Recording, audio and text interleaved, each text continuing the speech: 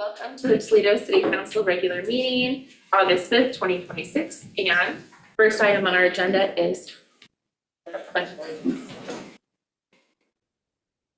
I Pledge allegiance to the flag of the United States of America and to the republic for which it stands, one nation, under God, indivisible, with liberty and justice for all. Yeah.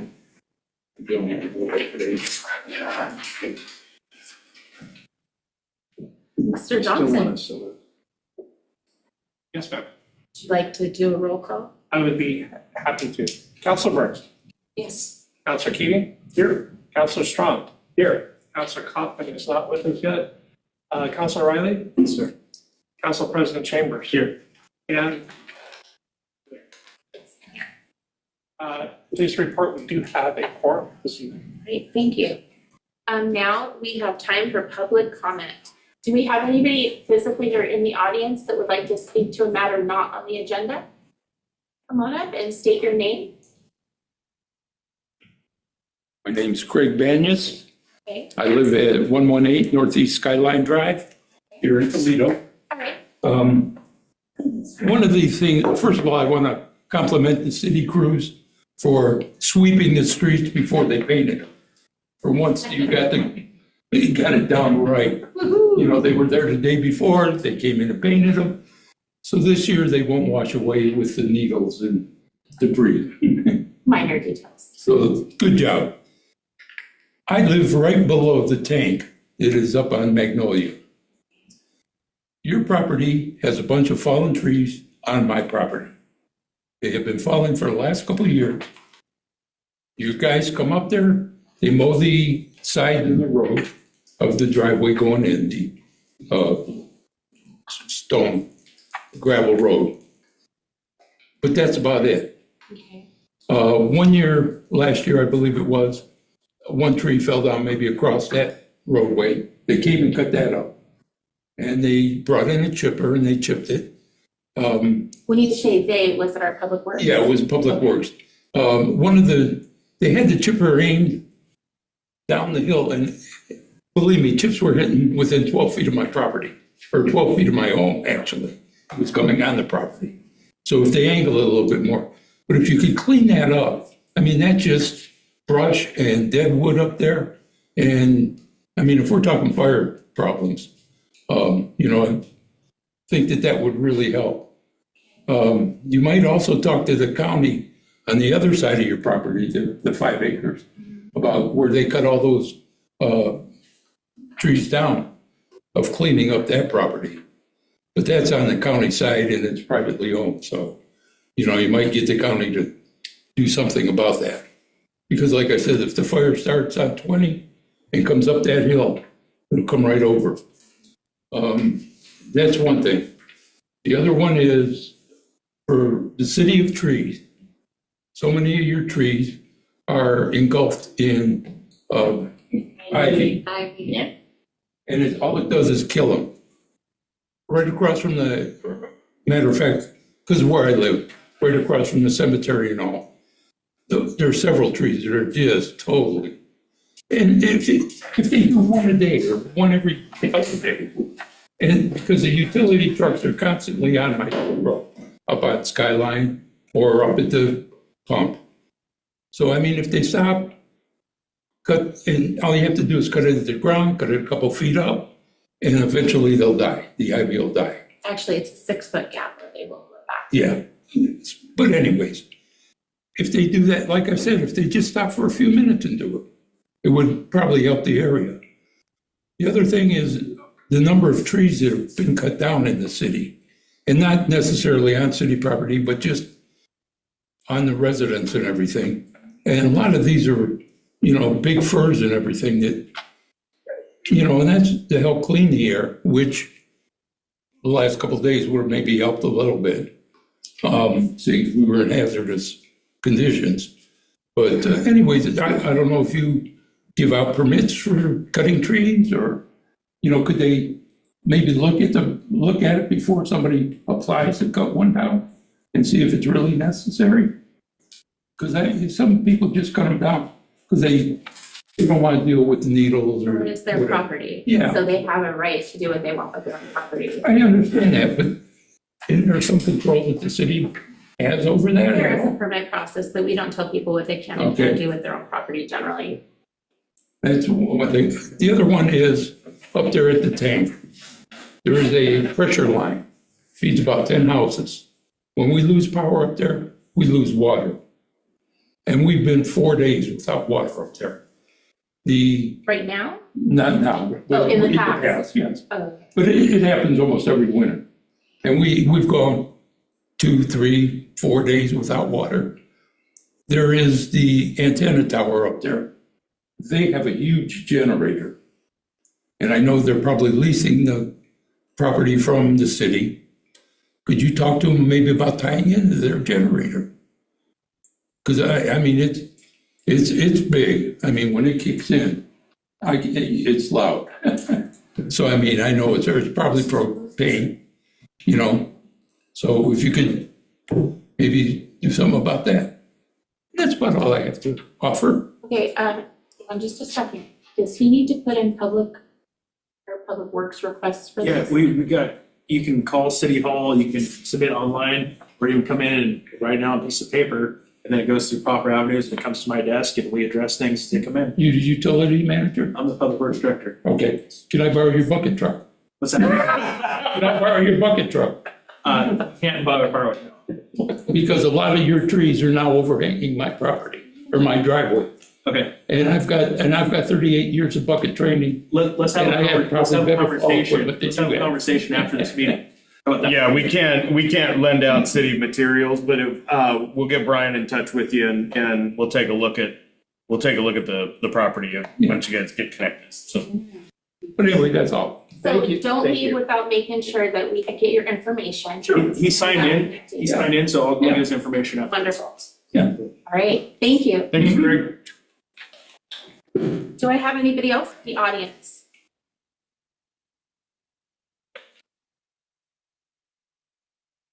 Better ask these. Sir, please state your name and city of residence for the record. My name is Rod Cross. I live at 931 Northeast Alder Street here in Toledo. Hello, Madam Mayor, councilors. I would like to see the city revisit something that we looked at 20 years ago. And that is closing the unsafe, unused airport, so-called, out by the port's launch facility. As far as I know right now, there hasn't even been any flights out of there for at least the last year. The hangars that are there are being used as storage. It is the shortest runway in Oregon. And it's also in the winter even more short because of the amount of water that's on the, what would be the north end of the runway.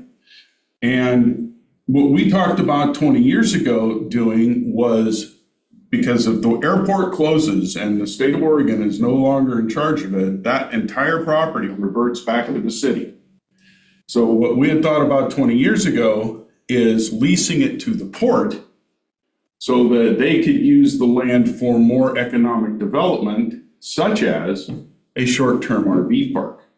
That's a, That's a better idea. we should do it. The issue that we ran into then, maybe the rules have changed now, Madam Mayor, hopefully you'll look into this, but we are not an economic generating entity, whereas ports are. They are set up and designed to run businesses. We are not. And so we looked at it then as it's a win-win for everybody, because not only does the port then get the ability to have trailers in there for people launching boats, but we have more people using our amenities here in town. Yes, question? What about helicopter landing? The helicopters currently, all life flight helicopters use the Toledo High School football field, Do they? the Toledo High School baseball field, and Memorial Field. They do not land over there. Okay. Because it's actually adds another 5 whole minutes to what has to happen. So they have taken, the only places they land are those 3 places here in town that I'm aware of. Well, I know a few years ago they used out there. They haven't, They haven't. they have not in my Okay. recent memory. Isn't it also like a backup facility of some kind for the Coast Guard helicopter? Yes and no. That's what I mean, it's the helicopter. So for the not just- Coast Guard helicopter, what they have been utilizing are the fields in Newport as their secondary staging areas. They could use those same facilities that Life Flight's using here as a secondary staging area. I just believe that to have that good of land that not only can be used to generate economic value to the citizens and to the city, also for the port to get it, that gives them a place to put dredge spoils, which we currently don't have easy access to at this state. And so I'm just thinking that we ought to look into it and see if that could be a possibility. Would they be able to though? Well, Yes, can I just add, yes, sir. I served on the port for 20 years, and while I was on there, that same issue came up. And at that time, there was like 6 hangar, they call them There hangar. were 6 hangars, yes. And there was like maybe 2 or 3 airplanes that were flying out of there. And the aeronautics board said, yeah, if you want to take this on, it's a 20-year commitment. The port can use this. We can close it down for short times and such and use it for RV parking or whatever. We just have to advertise it. And after 20 years, it's yours. But the key was that we had to make sure that airplanes and such could land on it too. And that was kind of the stumbling block, and we did not go through with it. But as we speak right now, things have changed. There's water out there now, city water, if I remember right, and such. So it might be a good conversation that we could have with the port at another meeting and see how we can make this all happen. And that's what I would suggest. So I'm just bringing it as a suggestion that, maybe now's the time to move forward with that. I know that that property reverts to the city, but I think that it would be a great partnership to figure out how to utilize that area better. Is my time up? Okay. Paying attention to time. No, we weren't paying attention. We were running the timer, but since there was conversation going on. We wasted half his time. So- Or used, not wasted, sorry. So I wanted to mention one more item. Please go back and look through all of our urban renewal documents, because an item that's been brought up, at least on Facebook, is a splash pad. And that is one of the things that we mentioned in our urban renewal about you being able to do somewhere here in town as a project for that money. So you guys might want to look into that and see where that goes. Thank you very much. We're going to be having a dedicated work session for urban renewal this month. Yes. Specifically to look at how effective our strategies are, other areas that we do, stuff like that. So good. You want to Thanks for add the reminding. splash pad as a subject matter in that? You bet. Thank you. Thank you. All right. And Madam Mayor, really quick, I'll just share with the council while Mr. Cross was presenting, I looked up the Oregon Department of Aviation website. Toledo is one of 28 state airports. Of those, 9 airports have been designated as warning airports. These airports do not meet normal dimensional standards and have conditions that require specific pilot knowledge. Yep. They require special techniques and procedures to use safely and may not be usable by many aircraft under normal conditions. It also speaks, as Mr. Cross did, it says the airport is surrounded by wooded hills. Be advised, this airport is susceptible to flooding during high tide. So I think there's a very legitimate conversation about, Well, is this the highest use of the that's where my land? question runs in about them being able to dump the dredge, because somebody's bail me out, not urban renewal. It's in a floodplain. Yeah, or any development. So it seems to me FEMA would shut that down faster than anything. It depends on the topography of the land. If you get to a point, kind of like with the Olala Meadows project, where a portion of the land was separated through a lot line adjustment, the portion that's being built on is above the floodplain. So if there's an area of the overall property that is above that FEMA guideline, then a similar process could be done. Well, I'm sure that historically that there was dredge oils put on there, and that's how a lot of that got filled in. But Makes sense. I'm sure that the port and the city could come together with a lot of that information and such on there. And as you say, it does flood on kayak that whole runway a couple of times. That whole runway is a great sentence. And that doesn't say anything about the wind, does it? It does not. No. And that's one of the, sometimes the helicopter has trouble landing there. I would imagine that's probably the case. Probably why they have alternate sites that they prefer to use. Yes. Yeah. And it's just easier to get somebody to the high school or Memorial Field Well, it used than to it be is when to they get were out coming there. off Thousand Line with the logging accidents. They like to use the airport there. Oh, yeah, that makes sense. That's what that one was saved for the last time. Okay, well, I think we should move on.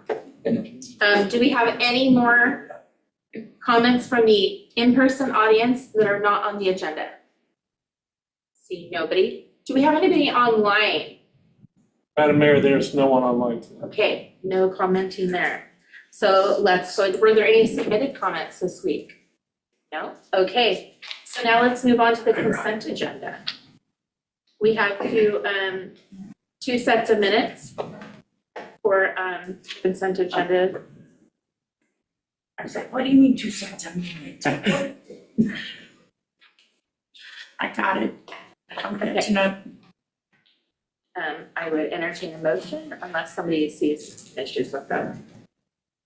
I move the approval of the consent agenda as circulated. Second. It has been Moved. moved. Hey, I'm Councilor not the only Strong. one. It has been seconded by Councilor Keating. I know, I'm like, somebody brain dead. I rubbed off on you. I don't know how. Air pollution. Could we have Yeah. a vote, Mr. Johnson? You bet. Council Burns, Yes. Councilor Kaufman, Yes. Councilor Riley, Yes. Council President Chambers, Yes. Councilor Keating, Yes. Councilor Strong, Yes. Mayor Mintz. Yes, thank you. We have no Toledo Beat presentations. We do have some discussion and information items. Rich, was there something you wanted to add? We'll do that when we get to section 7, Madam Mayor. Thank you. Okay, good. All right, so the first item for us is the municipal court annual report. Madam Mayor, I'd like to introduce the Honorable Judge Arnold Poole, our municipal court judge, to deliver his annual report to council. Judge Poole. I'm chewing on a cough drop here. Perfect I'm sorry, I've been talking all day long. I'm the judge of McMinnville as well. And you threw me off when you said honorable. It comes with being the law school graduate. It just, it comes naturally. I was kind of excited when I thought there might be a possibility I could borrow a cherry picker truck. But then I learned that I can go kayaking on the airport runway. There you go. We are a trove of information. Yes. Kayaking is far safer than landing. So, this month is my 5th year as Toledo's judge. And we started in the middle of COVID. People had their masks on and things. We still had court. People still came here. And but I wanted to, I know there's a couple of new faces, and I just wanted to walk you through. And when somebody gets called up, they come to this desk. I don't have a chair for them to sit down. They're in trouble. They're in court. Okay? And usually the first thing I do when I come in is say, take your hats off, you're in court. And then we go from there. But I'm here by myself. I have a pad of paper. And we go through, what I have to do is I explain the maximum penalties for the tickets. We only have traffic court.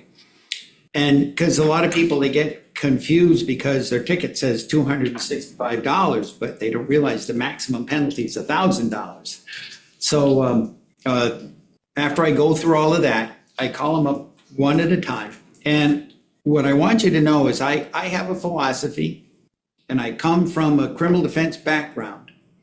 And I've seen a court, one near here that's on the coast that I'm also the judge of, north. And a prior judge had come from a civil law background. And in civil law, you send somebody this horrible, terrible bill, and it freaks them out, and they're immediately on the phone, and they start calling and saying what they can do. The folks who tend to get in trouble on the road tend to be the folks who are working from paycheck to paycheck when they're working, and when they see a gigantic bill, they ignore it and hope it'll go away. This other city, they had all of these fines that these people were looking at, and nobody was paying them. And what I immediately did is I took it down to, because what would happen is that a person would show up or they wouldn't show up. The judge would automatically give them the highest possible penalty he could. And for a lot of the tickets, that's $2,000. And the city was collecting hardly anything at all. And what I do is I give people a means of paying it off. Just the fact that I only charge them the presumptive fine as opposed to the maximum fine, that gives them something, okay, if I pay this, I can do it. But the other thing that I do is I offer them an opportunity to earn a dismissal of that charge. As you can see from our stats here, the number one biggest ticket that people are getting is driving while suspended. And I want everybody to have a driver's license, and I want them to have insurance, because when they run into my truck, I want to be able to collect. So what I do is they stand here, and I'll give them the choice. I'll tell them up front, I'm going to ask you how you plead. I'm going to expect you to say one of three things, either not guilty. If that's the case, our discussion's over. I can't say anymore. We're going to give you a trial. It's going to be sometime in the future, in the next couple of months. And then we'll make a decision on what the outcome's going to be. But you don't get any of the options that I'm going to talk about in a second. You can't go to trial and then get a dismissed ticket unless you win, of course. The other things I do is I offer people what we call it's traffic school. Okay, it's an online program. It's set up so you can do it on your cell phone, your laptop, your computer, however you want to do it. And I tell people they have to plead either no contest or guilty. And then I will give them, and they have to pay a fee to the court. The fee, surprisingly, happens to be equal to the presumptive fine. Okay. And then the traffic court, they can do it in 16 different languages. I don't care. They can practice their Portuguese or their Dutch or whatever they want to do. I don't care. What happens is they'll take the class. I've done it now 3 times. It took me about 2 hours each time. And I assure everyone they could probably do it in an hour and a half. To me, it reminds me of the review class I would have wanted my son to take before he went and got his took his test for his driver's license. It's a really good program. It's Oregon oriented. It's written by a former deputy sheriff from Polk County. It's offered in courts throughout the state. I give them 3 months to do it. Pay the fee, complete the class, and if they do all of that, then I'm going to dismiss that charge. Mostly, I notice that I'm passing that out mostly for the youngsters for the speeding tickets. It's perfect for that. Absolutely perfect. Or the youngsters who don't have a driver's license. I've had young men in here, 14 years old, they're in trouble for driving without a driver's license.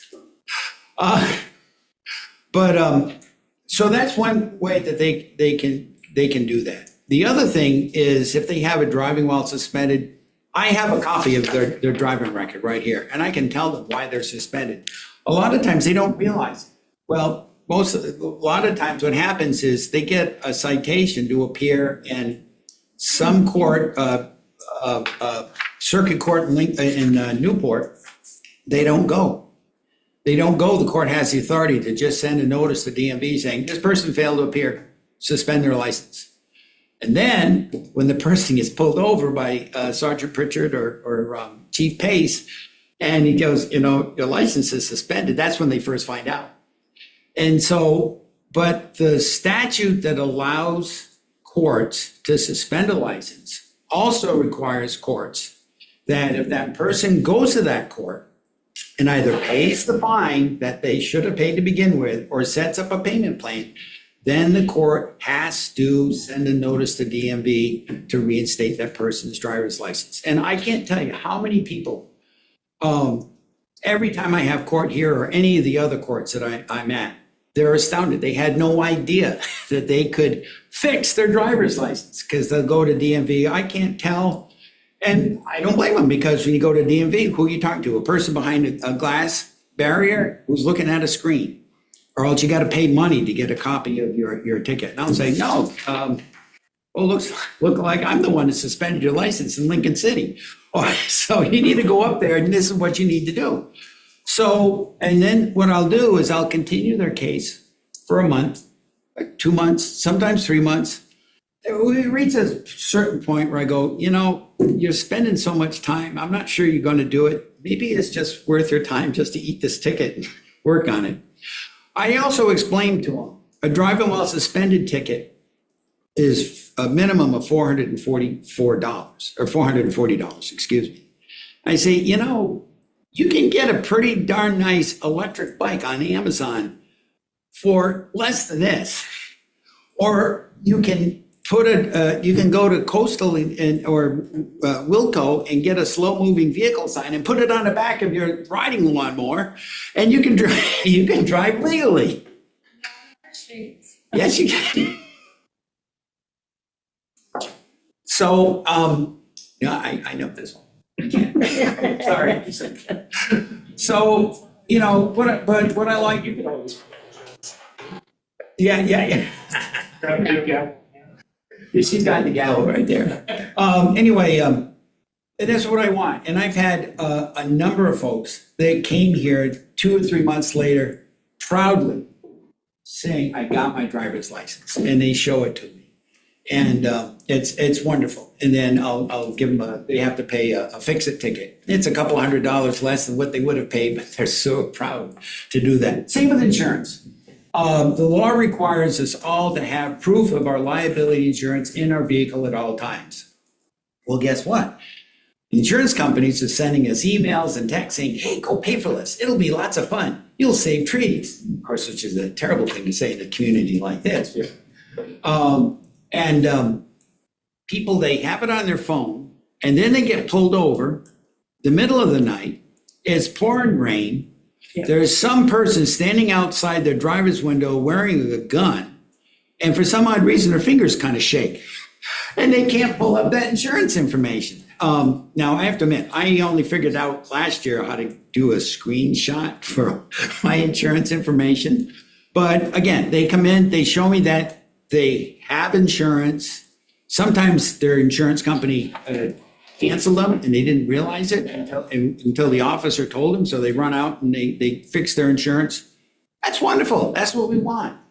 So I give them that. I give that a fix-it ticket for the DWSs and the driving while insured. And also other times there was a rash, and I saw this in Lincoln City quite a bit, where guys were really proud of their cars and they go to O'Reilly Auto Parts and they get a clear plastic cover to put over their license plate. That's illegal. The reason why is, especially on Highway 99, where they got these cities with all these traffic cams, the way the traffic cam works is it flashes a bright light to take a picture of the driver and the license plate. And if you got a cover on your license plate, The covers are specifically designed to distort the pictures being taken. Yeah, well, in those situations, like I said, it's usually a guy who's really proud. The officer Well, points they do out. what they tell you, but there is no practical purpose. Yeah, I agree. To the rounded covers that I actually absolutely have, like, agree. flash. Absolutely agree. Yeah. But at the same time, I have these young men that they get out of the car while the officer's right there and they rip it off. And I just have them show me a picture of their license plate that doesn't have a cover on. Okay, I'll give you a fix-it ticket, and then we're done. That's what we do. I tend to get about anywhere between half a dozen to 12 people who show up. And if you look at the numbers, there's no way that accounts for everyone who gets a ticket. But the thing is all traffic courts are kind of like a two-part court. And one is the court with the judge, and the other is what is called the Violations Bureau that works under the authority of the judge. And our Violations Bureau is upstairs. Cindy Ullman is in charge of it.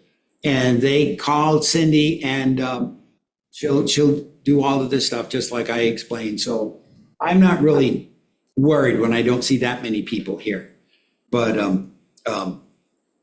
I think that's about it. I wanted to say, does anybody have any questions or anything I didn't? Oh yeah, the cell phones. I forgot to tell you about the cell phones. Somebody was talking about the people texting while driving. That is so illegal now. It's in the cell phone. Well, it's called a mobile electronic device. Most of your traffic laws are probably 2 or 3 sentences long. The mobile electronic device statute is 3 pages long. And it boils down to if you are using or holding a cell phone, then you violated the law. And I get so many people say, well, I was using it for the GPS. Doesn't matter. You had it in your hand. That's all that counts. And they were not allowed to offer a deferred sentence, just like we're not allowed to offer deferred sentences for people with commercial driver's licenses, because the legislature made the punishment progressive. So the first time it's a $265 fine. The second time it's a $440 fine. The third and subsequent time is a crime. You can actually go to jail for using your cell phone while you're driving. I can just picture 2 guys, they're sitting in the jail cell together. They're cellies. And one says, hey, why are you here? The second one says, well, I beat up my girlfriend. Why are you here? And the first one says, well, I called my girlfriend to let her know I'd be late for dinner. So we have none of those at Paris. Yeah, probably not. Probably to pay the fine. No, but what we have here is people that have chosen to contest their. No, what you have here is me working on the stats that Cindy gave us. Toledo many years ago subscribed to the best court program, and I asked her, I think on a Monday, if she could give me the stats, and by Wednesday, I had the stats. Now, Lincoln City went through the same thing, and I had to delay my reporting to, not Lincoln City, McMinnville, by a month because they had to do it the old-fashioned way of adding things up. But my assumption is this is representative of people that have come before you. No. This is the total universe of citations that were not criminal? Yeah. Wow, okay. So, and I this have is to about, send it with this the is truck about violation right. number. So, McMinnville is, I don't know, what is it, the 18th largest city in Oregon and whatnot. And I just did their stats today, and they had 1,600 tickets for that city for the year. And their population is so much larger than ours. So this is about right for a city this size. I had to do the same thing in Lincoln City, and there I got the stuff the very last minute. I sent it out to the recorder. I had to do it that day. And then at the council meeting, one of the councilors said, so what is careless driving? I forgot the E in careless. So I'm very proud to say I checked the spelling and everything's there. So, yes, sir. So it's just the traffic that comes before you? Traffic and code violations. And codes, oh, Yeah. okay. Because I didn't see any parking tickets on there. I mean, we've got a lot of bad parkers in this town. I don't think I even included that. You didn't include that? No, Okay. yeah. Well, I was just wondering if our chief gives out parking tickets. Have we issued a parking ticket in the last year? You need to be talking to the folks in the blue uniforms, not me. Well, you think Let it me would see be what- reflected on here. Yeah. Parking falls under Mr. Bush's many other responsibilities, so he gets to it as time allows.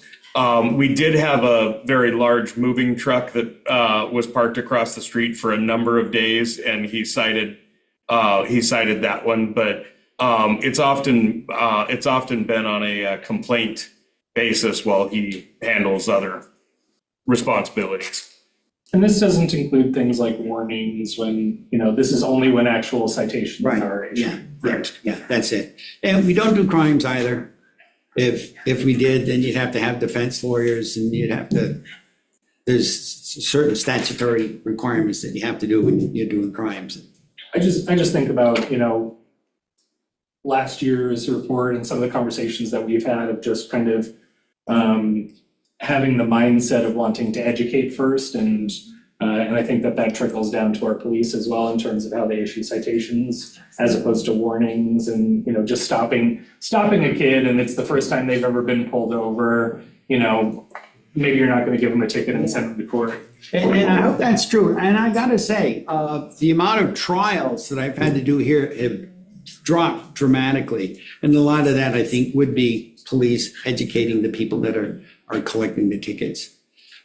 Yes, sir. And your court is still the last Thursday of the month is usually? Yes, sir. Okay, at 8 o'clock? No, we moved it, is it 9 now, or I don't remember. Is it 8:30 or is it 9? 8:39, I don't know. I get here at 7:30. Sometimes I beat Manny, sometimes he has the door open, but I'm here. And I sit right there, the signs are turned over. Yeah. I've been here, I just didn't Oh, know okay. it was at the same time. Now, which of those stats are used to? Which one's ours too? Probably the truck route violation. No, he's He's the only one turns that gets hit. dangerous left because there's no citation any of the months, but there's No, a total of one. I noticed that too. So that's due. I thought you guys handled That was it. more. Yeah. I had a gentleman come in, it was a CDL, one of the big truck drivers, and he said, "I'm sorry, I was following the GPS." All of them say that. Oh, Yeah, I know, well, And it's usually true. Huh? That's the That's sad because their part. families buy them a car one, But I wouldn't say because it's $400 cheaper. It's been also very that, professional, very professional. it's also that road data for Toledo, for Lincoln County has not been consistently updated, so. But the truck routes haven't changed much, and they're buying non-commercial vehicle GPSs because the cost is prohibitive well, there's one guy who was on the here, commercial. very sincere, he expected the worst. And I don't know, he caught me on a good day, I offered him a fix-it ticket. That's all I can do. I can't offer him a deferred, I can either dismiss or charge, it's one or the other, it's all I can do on those things. Well, on the truck, sometimes they do damage to the streets. Oh, yeah, no, I totally get that, and it wasn't anything like that, it was just he happened to be off the route. the street. Yeah, Yeah, Fix the street and then we'll dismiss it. we'll be sitting in here and all of a sudden it sounds like there's this god awful screeching going on and somebody was trying to go down that hill with a trailer or something and it was like, oh, yeah, we had a Yeah, happens all trial the a time. few years ago where a truck was backing up. And there was a lady with a car full of kids right behind it, and they actually did cause damage to that car. But the company was really kind, and they paid her, and she came in and okay. told how happy she was. Kind is an interesting word for liable. Yeah, Right. This might be a question for You did Richard say Savoni, criminal but defense. on the more extreme code enforcement cases that we've talked about recently, is this the due process for those ones also? Yep. And have you been briefed on the city's interest in pursuing some of the more escalated fines that are available in that space? Not yet. We wanted to, Savani and I want to get the framework of, what the escalating structure is going to be and that kind of thing, and get that in place, and then we'll let Judge know when it's ready to be implemented. But yeah, we are looking at implementing a more Okay.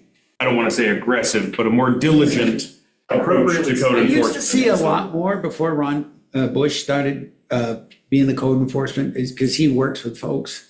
Well, and kind of like the council said earlier, that also, the priority comes from council on how they want those handled. Understood. We're starting to see some cases that taking that approach of education and voluntary compliance have not gotten the results that we're looking for. Right. So I think some of this is also that we're a differently resourced city than we were even a couple of years ago in terms of what our city staff looks like, the capabilities of, having a law firm, providing our legal services, makes a big difference.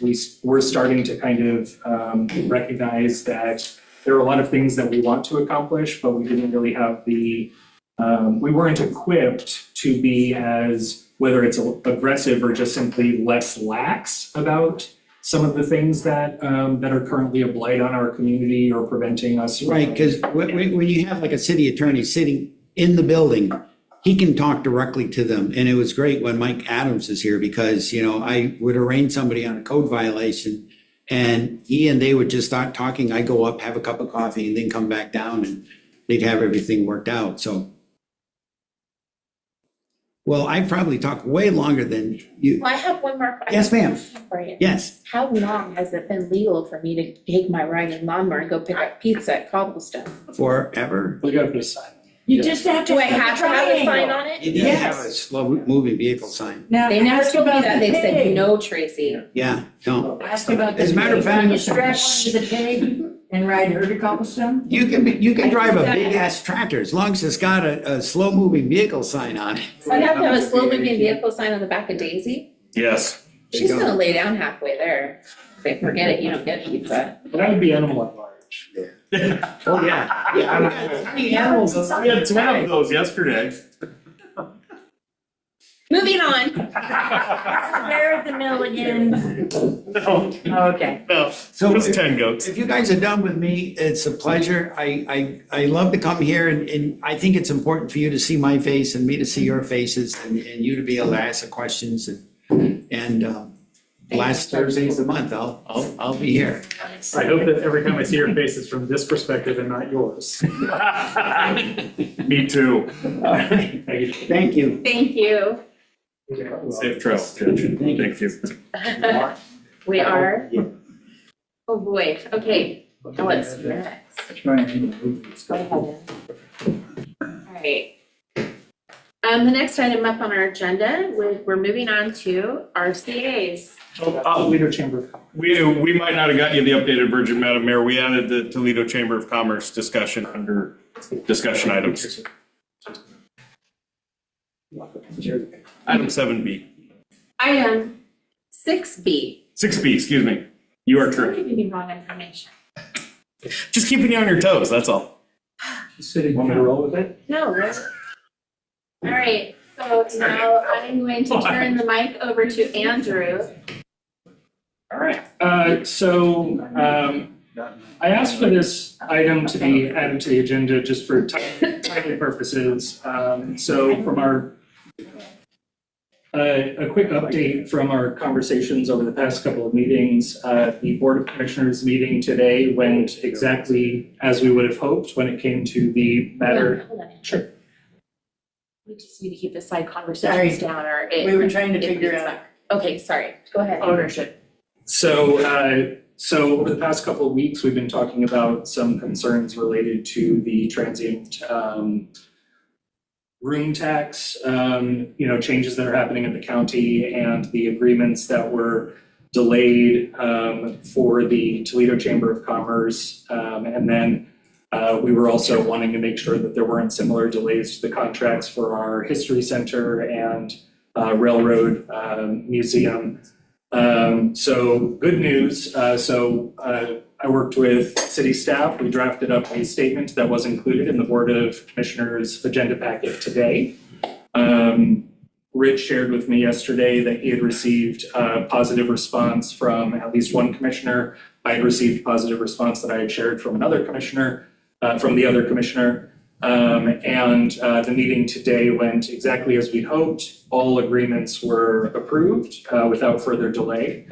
So I wanted to give that update, which means that those three organizations receiving this tax revenue, these monies from this tax revenue will be the same as they've received for the last couple of years.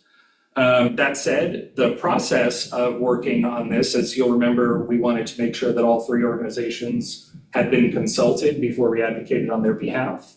And so the process of that included us asking, how much are you receiving? How has that changed over the years? What would you do with more money? What do you use this money for? Things like that. And so that sparked some conversations that I kind of anticipated, having the experience that I've had with the Chamber of Commerce here in Toledo, as well as conversations I've continued to have with the new director, Amber, recognizing how that money from the county has been kind of the basis of the staffing capacity that the Chamber of Commerce has. And I think you know this, I think Amber has shared this before, and I think Kathy had previously, that with the funding that they currently receive and can count on, which is only about $30,000 for that purpose, that does mean that the Chamber is operating with only one part-time staffer for that compensation. So I primed this a little bit, we talked about it, I felt like we were kind of going positively in this direction, and so I wanted to kind of bring it up more formally today with the hope that we could either in our next meeting add it as a decision item, or to simply make a motion and direct city staff today that I believe that we should treat our Chamber of Commerce similarly to how we treat those two museums, and offer them city support in that same sort of way that we recognize the importance of the Chamber of Commerce and how they are affecting economic growth in our community, helping to make events like Art, Oysters, and Brews this past weekend, as well as National Night Out just yesterday, the car show, wooden boat show, Summerfest, all the things that they have. Thursday market. The Thursday market, the Valentine's hearts, the wreaths, the hanging baskets, all the things that they have, a hand in making happen here, as well as I know Amber has a lot of ambition for how they can be a little bit more like a traditional Chamber of Commerce, which is something I think we could really benefit from in this community. The only thing that's really stopping that is staffing capacity. So with that, as I sort of teased in a previous discussion, I would like to propose that the city provide annually in the same way that we are, or at least in this fiscal year, in the same way we are to the two museums, $12,000 from the Strategic Reserve Fund to the Toledo Chamber of Commerce. That's pretty much it. Mr. Huebner, Madam do we Mayor. have spit this up. Do we have the money available in the Strategic Reserve Fund to do this? There are funds available within the Strategic Reserve Fund. The consideration for council would be if you dedicate the same 12,000 to the chamber that you're contemplating for the other two, that dedicates that amount of funds early in the year.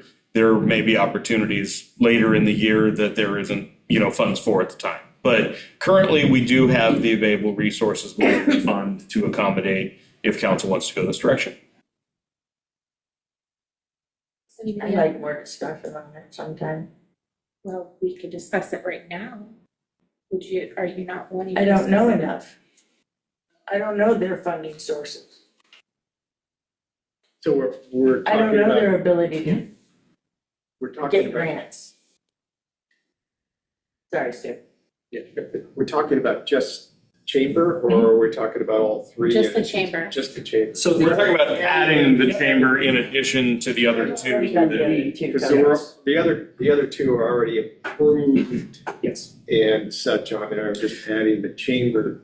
At this point, they haven't been formally approved. I'm anticipating bringing at the August 19th meeting, because there's been discussion amongst council, really quick for Councilor Strom, in the last year, the last fiscal year, those two agencies came to council. They requested $12,000 each. Council awarded that conditionally with $3,000 during the first quarter, and then the condition that the organizations come each quarter, give a brief report, request the next 3,000. So we went through the full year. Each organization met the criteria. They came each quarter. They received the full 12,000 each. So the anticipation, the goal that council's been discussing recently is, instead of having them come each year and have to kind of go through that process, that they be a dedicated line item in the budget. So my anticipation for the August 19th meeting was to have an item on the agenda to ratify that consensus. So the discussion this evening is either at that meeting or potentially in the future, adding the Chamber of Commerce to be treated similarly as a dedicated budget line item. So to Councilor Kaufman's point, I would be happy to invite Amber to a future meeting for some discussion if you have some questions about, how they're currently funded and that kind of thing. Well, we do have a process. We do have a process, That correct? process hasn't been met at this point. Well, technically, it hasn't been met by any of the three, because the discussion. And have any of the three been committed money? No, We have talked about it. we've talked about it. Yes. None of them have been committed And at this point. I have no problem talking about it. But I will not sit here and commit money to the Chamber of Commerce when we have not dedicated the money to the other two that we're throwing them in to add to, when I know nothing about the operational things of the Chamber of Commerce, because it's its own entity. It's not, and so are the other two, but they've always been a very integral part of Toledo operations. Have we funded them before? Never the chamber. Outside of our membership as a business within their. Right, never. And I'm not saying I'm against it. I'm saying I'm not prepared to commit at this point in time because I have no information. I've never dug into the Chamber of Commerce other than they're there, and I used to be a member when I had the bar. Did they do much for me? No. How long ago was that? Long time. On BL. No comment. But Celeste and the city did more than the Chamber of Commerce did for anybody downtown back when I owned a business. So that's not my prejudice speaking, that's my lack of knowledge speaking. I think do you're not- prejudiced. I'm just saying, Yeah. it may come across that way to somebody. That is not my intention, because things have changed up there, but I know nothing. Yeah, I think I would agree with a lot of what Councilor Kaufman just said. I think I'm probably like a flashing yellow light here, you could probably go through it, it's hard for me because on the, purely from an intellectual perspective, I feel like Chambers of Commerce should have independence. They should be able to come into this room and tell us, you need to get rid of your SDCs. And they shouldn't be afraid that we're gonna pull their funding or have some sort of Right. retribution as a result of their advocacy. On They the can other separate. hand, and I'm gonna talk about this in the agenda item that we're gonna get to in a little bit, we have at least 17 vacant storefronts on Main Street. I mean, there are hardly any businesses left to be part of a Chamber of Commerce. I And agree. it's like, if you hear tension in my voice, it's like, because that just bugs me. Mhm. And everything Andrew just said, the events that they do, I agree. the hearts, everything is He's not wrong. is amazing. And so I think I'm probably supportive. I do think it would be good to go through the exercise that Councilor Kaufman's talking about, and just get a little bit more information. Ideally, I'd like to buy something that they're doing, if that makes sense. Like if it's, I think Marty Branster does the flower baskets. I don't know if those are directly related, but if there's something like that can be the city's contribution that offsets the cost that they have. it also gives us a lane to run in, so if that's the thing that we do, then the costs aren't gonna escalate necessarily. But I feel like we are at a moment in time where if we can help them, it's a tough If they need it, spot. Yeah, I don't have a problem. The baskets are the Toledo community, your father's. yeah, well, I think they run the money through that, but I think Marty Branstetter Right, does the spearheading of it. but not the chamber. Yeah.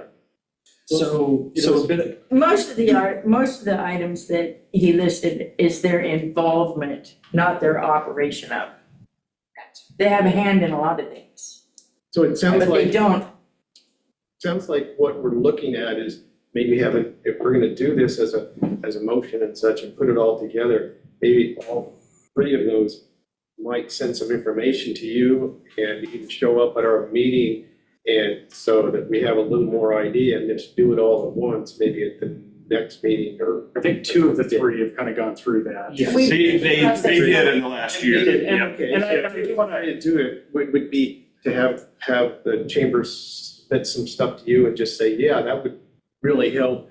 And this is our plans for next year, such. There's a bit of a clarification that I want to make sure, and please tell me if I'm mistaken on this, but the process that Councilor Kaufman was referring to, our discussions over the past several weeks have been essentially to recognize that these organizations that we recognize as being integral to the, kind of culture of our community and the success of our goals as a city, that we don't want to make them go through that process of asking us for that money, and that we're putting that money in the budget for them annually, right? So that it's not about the process where they have to come and ask for it. So I just want to clarify that that's where I believe that we landed on it.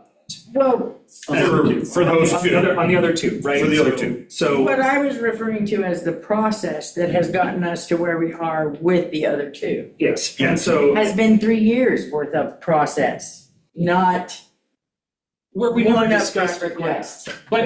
But you say process, and I think that maybe gives the insinuation that we did that with intention, like we were always No. planning on putting them on the budget, right? Which No. is not true, right? And I think we recognize But it's the that, process we've been through to get where we are with them. But now that we're there, and we recognize that we are willing to look at organizations that are kind of at the core of, they are essential partners to the work that we do as a city. Now that we're there, I don't think we should expect necessarily that the chamber is going to have to go through 3 years of No. process just because someone else did, right? No, So but we know the financials on the other two. We know how much money they're getting everywhere. We know how much their income is. We know how short they are. We And make up the difference. and I think there are. I have no clue with chamber. And I think that's a very fair point. And I think that the only thing that I'd add is that I will say that this was probably the most successful Art Oysters and Brews we've had. And that's not just because of, I think, how we handled it from the city side, or even from EDALC and how well I think we resourced and enabled them to really take charge of things. The difference was the Chamber of Commerce that did not financially get anything from us to do that work. Mm-hmm. And I think that there are a lot of programs that they do that are as partners to the city, that we are not, in my opinion, adequately providing them with resources that match up with the partnership that we have come to benefit from as a city. And so I think, to me, I look at it and say, if the only barrier to meaningful growth for them, or to be able to kind of just But keep is it the only pace- barrier?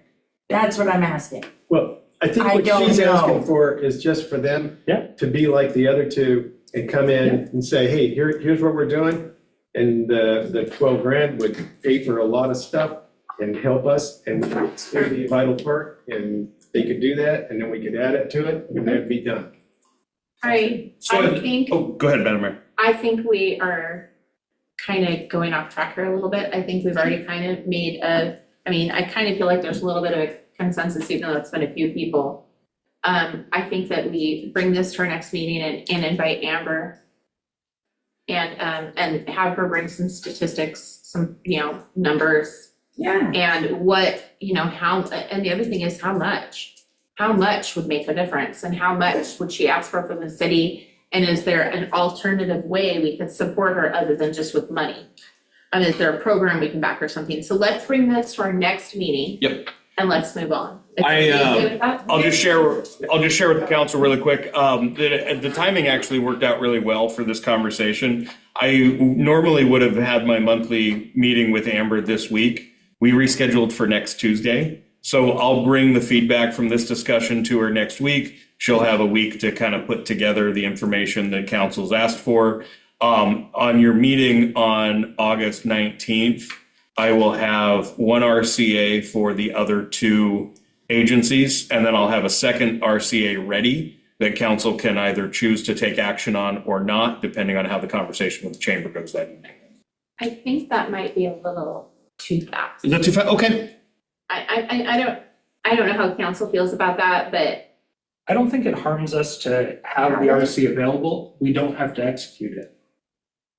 I just think it leaves an if it's in the packet, it's an expectation that And we're we just do it. Trying to. I can have it ready on Am the I being too cautious? No, I can have it ready on the table. And then if council wants to vote to add the agenda item, then you can, but then that way it's not a published item in the agenda. So, or I don't have to do that if council would rather not. That's just what I don't think there's anything wrong with it being there on the table, but I think if we publish it in a packet, there's a level of expectation there. Sure. That we might not be ready to take that stuff just, yet. Yeah. We might decide, well, we've had some information, we might end up sending her back for more information. You might want to stew on it. Yeah. Exactly. No pun intended. So let's just take this cautiously forward, but definitely bring it forward. Sure. Sounds good. Is that okay, Andrew? Yeah. Okay. Just I fine. just have a question. Just one You second. said, Councilor Keating said that AOB was the most successful that we've ever had. How is that measured? How do we know it was the most successful? Like I said, Chamber wasn't in charge of that. Andrew's opinion. No, but they provided a lot of volunteers and a lot of organizations, so they were part of the planning They process. were part of it, but they weren't in charge of it. Okay. They were very much part of it. They were Yes. like in a very, we like had EDAL here and had the chamber here. The then booth, us the down booth there. that you were at, volunteering, Stu, didn't exist previously. So didn't answer my question. Well, I'll answer your question. Please. We had far more vendors than we've had in the past. I think our numbers were up from in the past of actual attendance that we could gauge. We had, the turnout was phenomenal. And just the amount of vendors and people that came through, I think, showed us that it was more successful than in the past. I think the quality of, and now this was my first Art Oysters and Brew, but from what I've heard from some attendees as well as Mr. Skydema from EDALC, the quality of the music was a big part of the success of the event as well. And that's, that's a tip of the cap to, as we were putting together the budget, I appreciate Paul. He wasn't afraid to say, hey, if there could be a little more money, we can get better bands. So he was very much an advocate for the event. So the partnership between EDALC and the chamber as our, because the EDALC team, as amazing as they are based they're down in Walport. So very much a partnership between their expertise and the chamber as our local liaison to them. Absolutely. And I think that's a fair point, because we had people, I was there the whole time, pretty much. And there were people coming back the second day because the music was so good the first day that they just wanted to come back and eat the food, listen to the music, dance in the lot, and it was great. So we had repeat customers because they had such a great time the day before. In the past, we've only had 2 or 3 food vendors. This year we have about 6. I was gonna say, it's the best Cajunized oysters I've had at an AOB yet, and my beer was a good temperature, so And I hear I missed you by about 20 minutes too, by the way. But just on the chamber item, really quickly, I wanted to just thank Andrew for the advocacy with the county and for flagging that issue and helping us have the opportunity to weigh in as part of the deliberation on that. I don't think if you were hawking the agendas this closely, it wouldn't have hit our radar. So I appreciate that you were. Yeah, and I'll say too, that part of the reason why I think there's a bit of a fire in my belly about this one is, sitting there and working with Rich on this statement and advocating at the county level for them to pony up for our Chamber of Commerce when we aren't, was a bit of a point of frustration for us. That's because they have RTLT dollars, but. Well, they don't, right? So, so we're, a big part of that statement, if you haven't read it, was, it was twofold, but it was, yes, we need these agreements to be approved, but also because we only have 4 short-term rental units in Toledo, we don't have that lever of a financial resource available to us. And that means that we will always, without kind of intentional kind of partnership with the county or with our neighboring communities, those neighboring communities that have all of these hotels, that have all of these short-term rentals, they're going to constantly be able to keep investing in their, infrastructure, keep investing in their tourism while we down, right?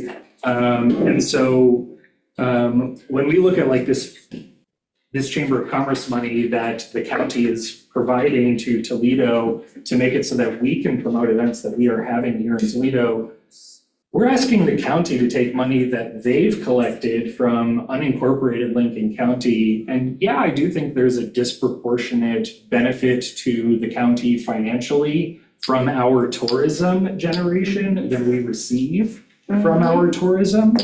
But I think that there's a little bit of putting our money where our mouths are, that when we are advocating for the county to give money to this organization because it's so important to us, why aren't we? And that's a really, I think if I'm at the county level, if I'm a grant maker, if I'm working for a funder, and the community comes to me and says, this thing is so important to us that you should give us money, I say, why aren't you? That's all. That's why I think I'm a little bit more passionate about this, is I felt like I was going out and advocating for something that we weren't doing. That's a fair point. Their own group. Huh? I thought they were their own group kind of thing. They've always been The separate. chamber? Well, so are the museums. Museums are not the city. Well. All right, let's move on. Thank you. Okay, so we're gonna move on now. Let's move on to the intergovernmental agreement with the Silicon Valley Fire District.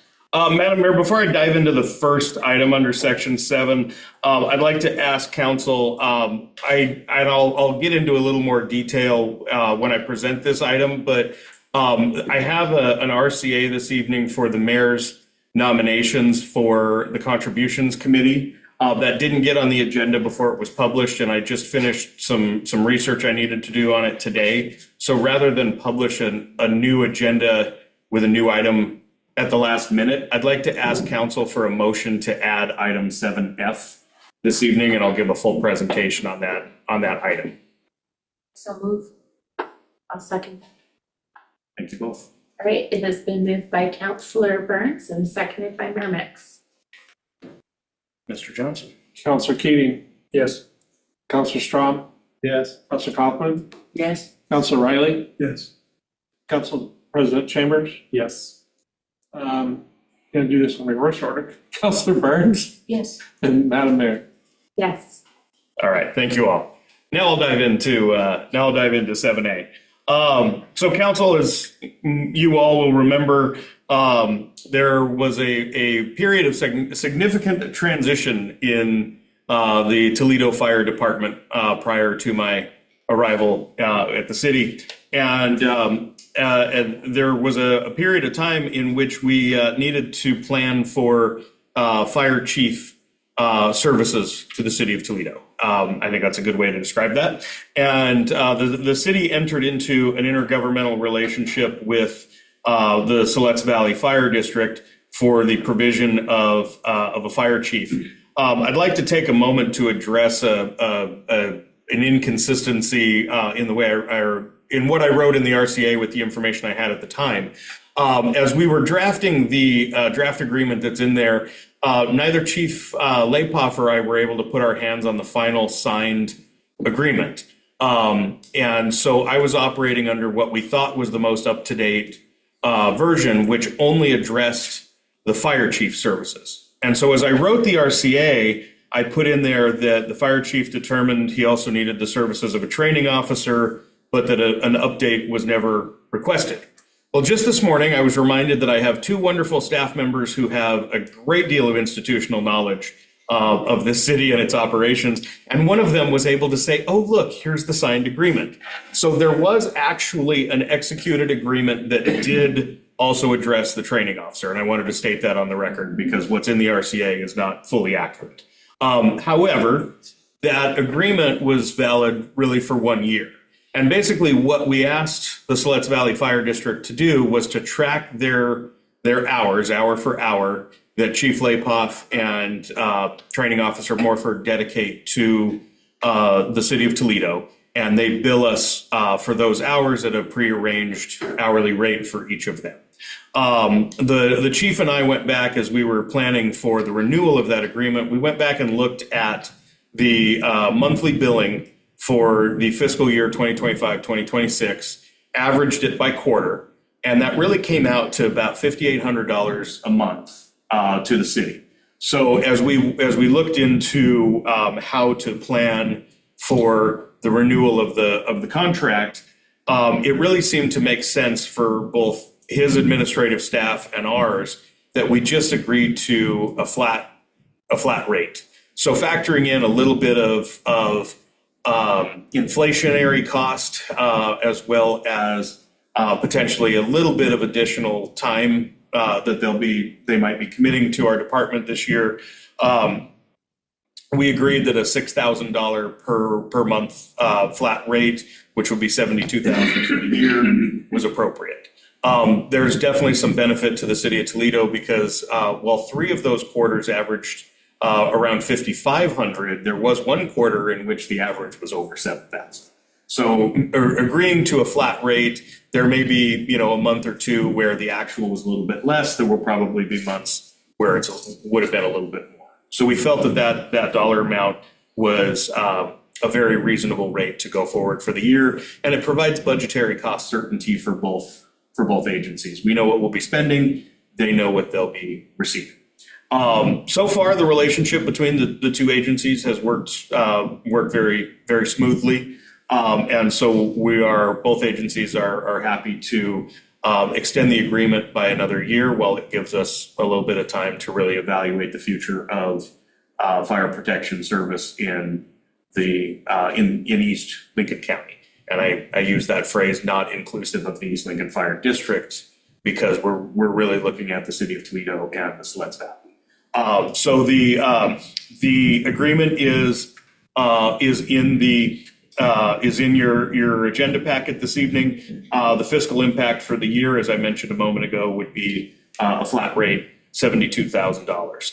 The motion that I wrote there, it does include a request by me to council that if a year from now we decide to continue the relationship for another year, that you would authorize me to extend the agreement and execute an increase in compensation. I did tie it to the CPU, which we've used for a couple of other frames of reference. So for ease of administrative process, allowing me to execute an agreement with a reasonable increase in the future without having to come back to you again. Madam Mayor, that concludes my presentation on this item. Does anybody have any questions? The only question I have is, we are still moving forward to eventually get independent and not be doing this. We're really looking at over the course of the next year all potential structures. That could include the city of Toledo and the Siletz Valley Fire District separating fully operations again as 2 independent agencies. That could potentially include a formal merger of the two agencies. That could also include a continuing relationship where a lot of times, they have one agency to the other, depending on who's on vacation and that kind of thing, has provided coverage to the other. So there's a whole gamut of possible potential structures that we could take. The board of the Siletz Valley Fire District, and I've had preliminary conversations with a couple of them. They're very open to looking at what makes sense for both of our communities. There may be areas, especially as different apparatus age and that sort of thing, there may be opportunities to streamline where both organizations don't need, a certain type of vehicle and that type of thing. So there's potential opportunities for some cost savings. So to answer your question, Councilmember Strom, not as a cop-out, but we're not exclusively looking at becoming a fully separate agency again, but we're really looking at what makes sense for this area of Toledo, of East Lincoln County, Toledo and Siletz. And if there's opportunities to have cost efficiency between the two agencies, that would be welcome to both of us. But we will be looking out for what's in the best interest of the city, our residents, our taxpayers, and our budget. So I did notice in there that there is a way to cancel this with this, 60 days or something? Yeah, and the main reason for that is, if either, to your point, we decide, hey, nope, we want to go completely independent. If there's ever a change in leadership at Siletz Valley and we don't feel like they're providing us, what we need from that relationship, I included the 60-day term so that if they were the ones to decide to cancel the contract, that gives us an opportunity to find another partner, to recruit for whatever staffing we need at that time, so that we're not in a position where we're going, oh no, what do we do? They're leaving tomorrow. I think I'm very supportive of this. I think the compensation amount is very reasonable. Appreciate they're not trying to fleece us in a tough moment. Yeah. The only thing I would ask council if they're interested in is in the authorization to reauthorize the contract annually at the CPI, if we want to put like up to twice or something and at least put something out on the timeline where we'll have another discussion about it. Oh, sure. So maybe up to 2 extensions or something like that. And if I'm happy to make that motion right now, I think I can just add it to the end of the sentence. Okay, I'll dive in. I move to approve and authorize the city manager to execute an intergovernmental agreement, IGA, between the city of Toledo and the Siletz Valley Fire Department, SVFD, for the provision of fire chief and training officer services, and expressly authorize the city manager to execute up to 2 future amendments to the agreement to effectuate an increase in compensation amount not to exceed the annual consumer price index for all urban consumers, CPIU, June inflationary rate for the West region. Rolls right off the tongue. Second? It has been moved by Council President Chambers and has been seconded by Councilor Kaufman. Can we have a roll call vote? Councilor Burns, Yes. Councilor Keating, Yes. Councilor Strong, Yes. Councilor Riley, Yes. Councilor Kaufman, Yes. Council President Chambers, Yes. Madam Mayor. Absolutely. Thank you all. Thank you. Our next item. Yes, can we go ahead and just take a 5-minute break? Oh, yes. Thank you. At Better. 7:20 or 7:19. Welcome back to the Toledo City Council regular meeting. It is now 7:26, 25, something like that. All right. There he is. And our next item on our agenda is another RCA, and it is reclassification of library program specialist staff position and approval of associated job description. Well, Madam Mayor, councilors, you have a few interested parties here on this one. So as the mayor introduced, there is a request from the library director. Yes, ma'am. Technically, it's a couple of interested parties. Because two is a couple and I'm three sorry. is- I thought I saw earlier. There we go. Okay. One of them snuck out. You have a couple of interested parties on this one. So as the mayor introduced, there has been a request from the library director to consider a reclassification of a staff position. In April of this year, our former library program specialist submitted her resignation. She accepted an upward advancement opportunity with a previous employer. We were very, very sad to see her go. For those of you not only who knew her, but also reviewed the stats that I included in the RCA, you can imagine and understand why. So in evaluating the operational needs of the Toledo Public Library after that departure, Library Director Harrison Baker has requested to reclassify the specialist position as a public programs librarian. This request and recommendation is in recognition of the advancement that the previous incumbent really grew the position from what it was originally scoped at. As in support of the request, as I mentioned, we included some data in the RCA.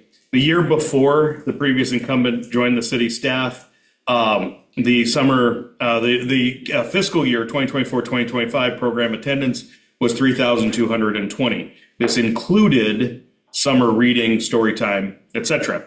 So we measured the same participation data for 2025-2026 through April, which was the incumbent's departure date. That participation number at that time was 2994. And bear in mind, that did not include summer reading, story time, etc. So extrapolating out the potential participation for the year, that projected at a level of 3992, which would have been a nearly 800 person increase in participation in the year. We saw 282 registrations as of the date I wrote the RCA last week for summer reading, which included 250 before the end of June. So we really you can see just from our programs involvement, really saw an advancement of quality in this position. She also grew the adult program from a dormancy level in 2024 to hosting multiple programs each month.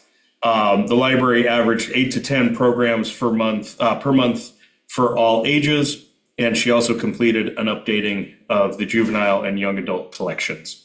So in evaluating the request from Director Baker, he worked with HR Director Shauna Gribskov to create the job description that is included in the packet. The increased cost of the new position is approximately $11,500. That is salary and all benefits other than medical.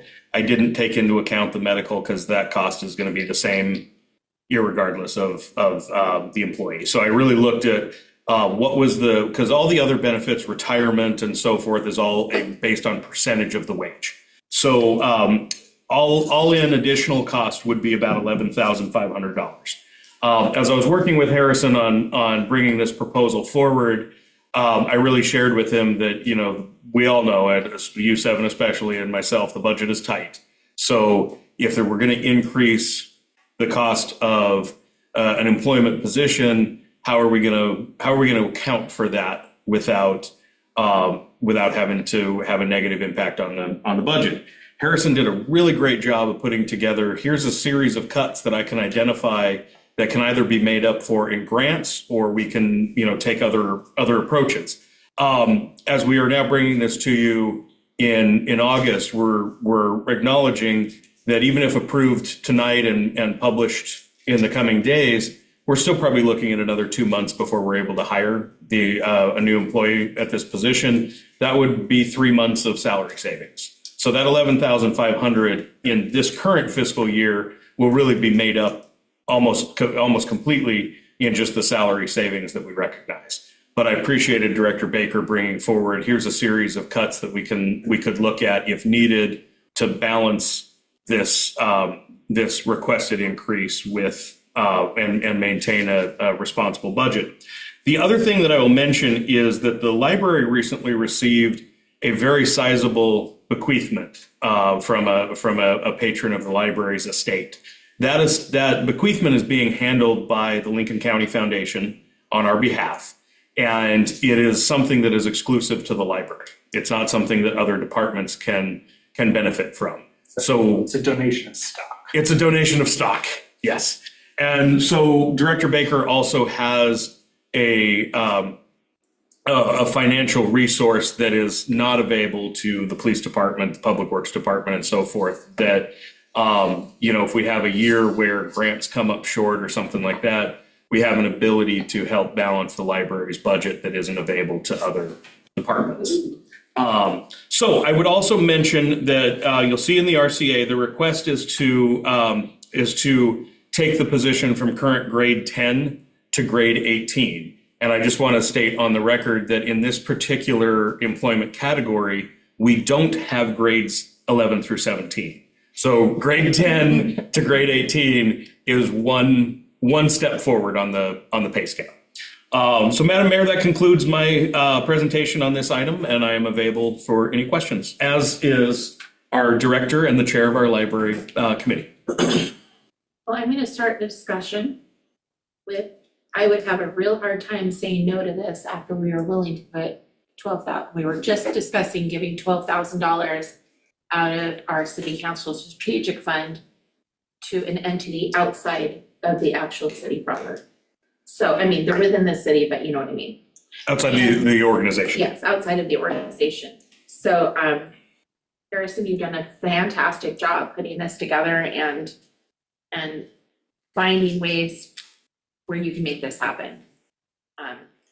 And so, thank you. That's very helpful. Anybody else?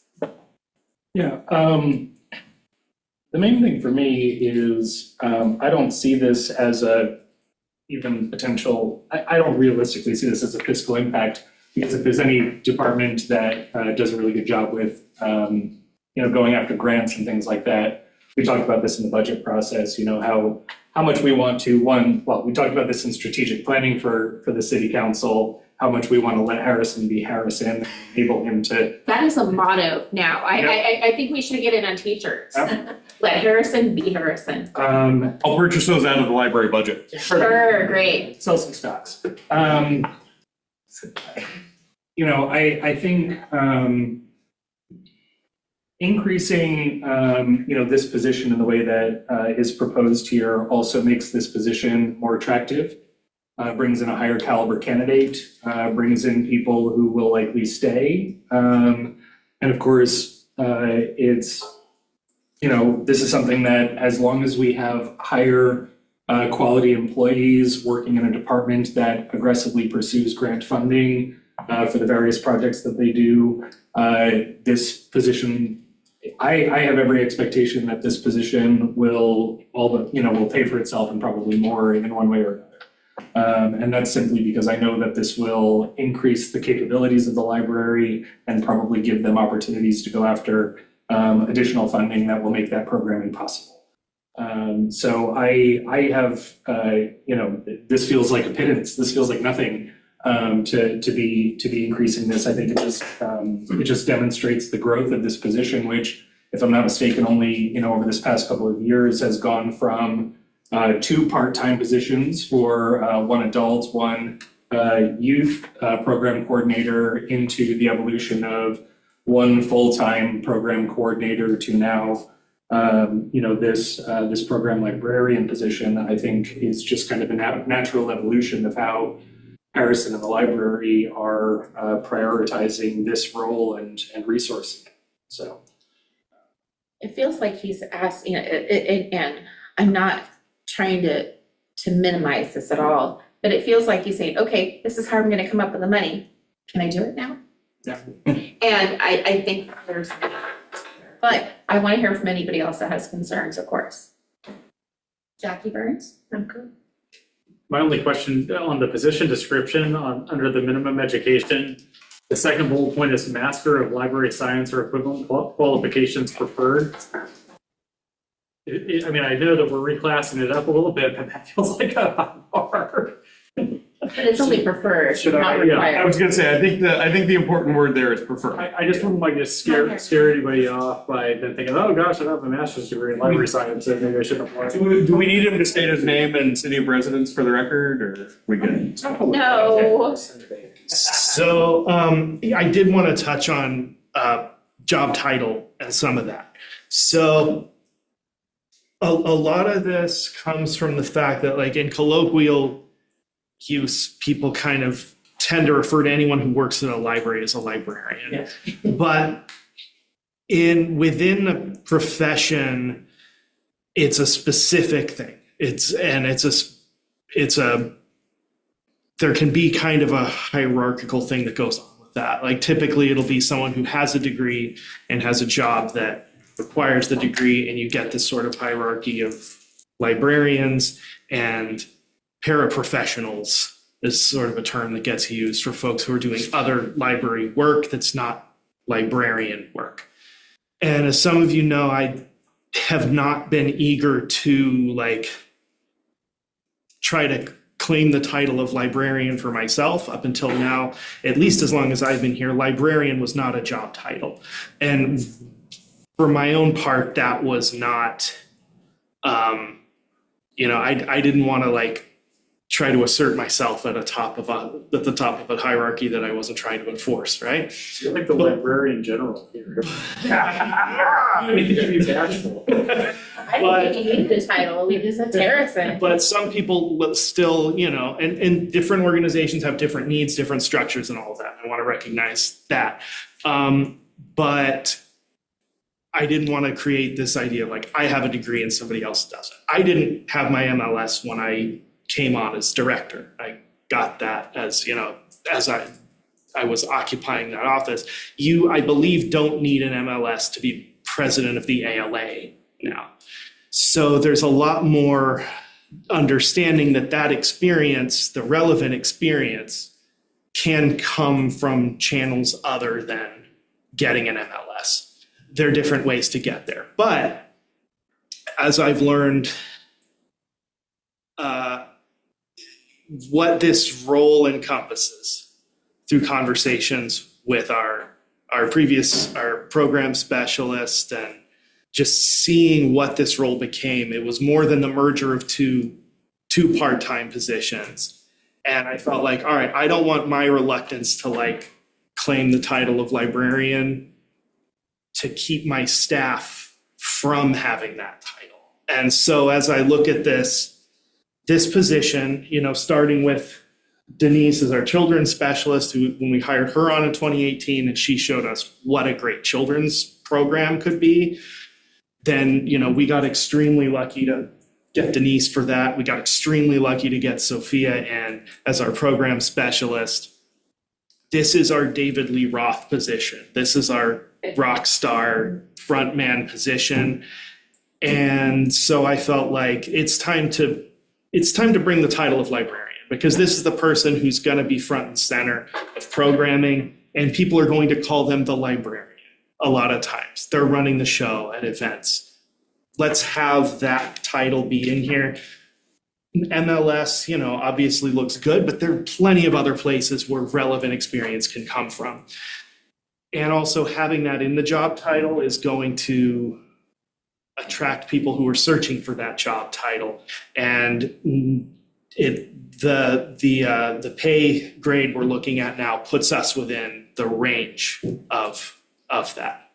Hopefully that wasn't too much just kind of roundabout, but I wanted to clarify and explain that. So you're going to still be as a supervisor, library director. I'm the director, yes. Director, and other people can be librarians or librariesses or whatever. A title that describes aptly what they do. And I felt like this is our library. This is our librarian. This is story time. This is public programs. I just want to emphasize, it is still library director, not library king or whatever got thrown out. I do have a throne made of bones, and I'm not giving it up. I love it. If you try to make me, that throne's just going to get bigger. And does this have to go to the union? Yes. So that's the next step? That's the next step. We didn't want to bring something to the union that didn't have council support. I would be very surprised if the union doesn't support an upward step for one of their members. I move to approve the reclassification of the library program specialist to grade 10 staff position to public programs librarian, a grade 18 staff position, to approve the associated job description and authorize the city manager to publicize for and hire under the new classification. Like I've said before, I just like to remind councilors that your city manager isn't perfect. Seconded. Yeah. Thank you. He said, okay. Okay, it has been moved by Counselor Keating. It has been seconded by Counselor Riley. Could we have a roll call vote, Mr. Johnson? Yes, ma'am. Counselor Burns? That'd be yes. Counselor Keating? Yes. It's okay, I'm sorry, hang It'll on. still be a yes. I apologize, Counselor. Let me back up here. I put it in the wrong Not box. accepted. Counselor Strong? Yes. Counselor Kaufman? Yeah. Council President Chambers? Yes. Counselor Riley? Yes. Counselor Keating? Yes. Just want to make sure you didn't change. 30 seconds or so. And Madam Mayor? I suppose, of course, yes. Thank you. Thank you so much. Thank you, Harrison, for all you do. Likewise. Great. I Next love you item. guys. Just love you guys, the bunches. They're all right. Can I throw the gavel? You could, but that would be a workplace issue. Good night, you two. Harrison, Slip. thanks for staying. It slipped. Should I slip out? You're fine. Thank you. Thank you. So before we move on, is there any way that the library could maybe stay open longer or add a day or anything on there? Because I think they're only open 9 to 5 now and close, Sunday and Monday or something like that? That would probably involve a more detailed analysis of staff staff needs, to be honest with you, because to be able to run the programs that we've talked about here and that kind of thing, our staff below Harrison and Assistant Director Balek are all non-exempt, so they're eligible for overtime. So being budgetarily conscious about when programs are scheduled and that kind of thing, I can certainly talk with Harrison about it, but we really have to look at how that would impact our current staff, how that would impact the budget. So not a guaranteed yes, but we can certainly do some analysis. Historically, the library was a place that stayed open a little later for, other citizens and such. Sure. It seems like the hours were being shorter and shorter. Well, I might have an answer to some of that, because I asked that question a few years ago, why can't our library stay open longer? And I was told at the time, it is because we have to have certain staff members there while it's open. You can't have just a volunteer there by themselves. And at one time, we used to have volunteers there by themselves, but the laws have changed, things have changed. So it does come exactly to that, staffing. I feel it's something to look at. I was gonna say, I'm happy to have the conversation with Harrison and the union, and We should be able to have them. At all hours? Why not? at slightly different hours, maybe. I'm happy to have some conversation with Harrison and the union and see if that's something that might be possible. Absolutely. Okay, are we ready to move on to our next item? Approval of contracts with Topex Incorporated. And council, before I dive into the presentation on this, I'm going to mention, I asked Mr. Lorimore to stay this evening in case there were questions about the technical project on one of these. So I'm going to be very disappointed if there aren't several very technical questions for him. Just let you know that. So there are two contracts that I'm asking council to approve this evening with Topex Incorporated. One is a design professional services agreement, and another is an on-call contract for the owner of the company, to provide engineering and land surveying services on an as-needed basis. I'm going to mention up front that if the motion is made to approve both, I'm going to ask for some updated dollar amounts when the motion is made. So the motion lists a not to exceed amount of $16,500 for the water treatment plant bypass contract. I will explain why in a moment. The dollar amount on that one should be $15,000, and the not to exceed amount for on-call engineering services should be $10,000. Again, I'll explain those in a moment. So the reason for both the start of these contracts, the Oregon Health Authority's Drinking Water Services Program has directed the city to eliminate a direct hydraulic connection that's currently formed by an 18-inch clear well bypass line between the treatment system and the distribution system. Currently, those two lines, there is a valve. There are hand crank valves on the line between those two systems. OHA has directed us that there needs to be an actual physical break in that line. So rather than hand cranks, we need to actually be able to lift out the pipe connection between those. Like ask questions. What's that? Nice. So as configured, this bypass, even with the hand cranks, it does allow a small volume of water to move between the systems without passing through the clear well. So in the eyes of OHA, that creates a risk of untreated or undertreated water reaching customers. So the bypass line, as I mentioned, already has those two valves. It can be closed to isolate the segment. This project will expose the segment, lower a vertical riser section to a below grade vault, and install a removable spool. Diagram? Do you want? You like draw it by hand. It would be helpful. Are you serious? No. Okay, just checking. So We want to give you something to do. absolutely. So when the city was notified of the need for this project, we solicited a bid from our current contracted on-call, one of our current on-call engineering firms, Verdantis, formerly known as Civil West. The proposal they provided was nearly as much in cost for this project, for a very small section of pipe, as they charge us for the design and engineering on the entire Sturtevant upsizing project. We had a little bit of sticker shock, as you can imagine. We appreciate Verdantis and the service that they've provided to the city, but yeah, their proposal on this one was significantly startling to Brian and myself. So we reached out to Topex Incorporated, which is founded by a former Civil West staff member named Chris Janigo, who we both have a pretty good, solid working relationship with. We have a great deal of faith in Chris.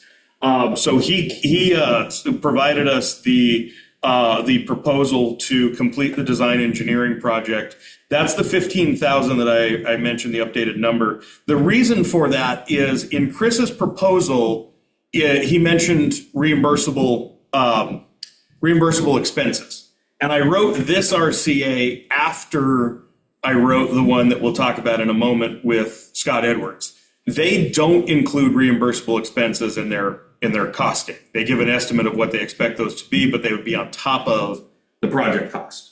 So when I saw Chris's proposal and his was $15,000 and he mentioned reimbursable expenses, I thought, oh, I better account for some of those.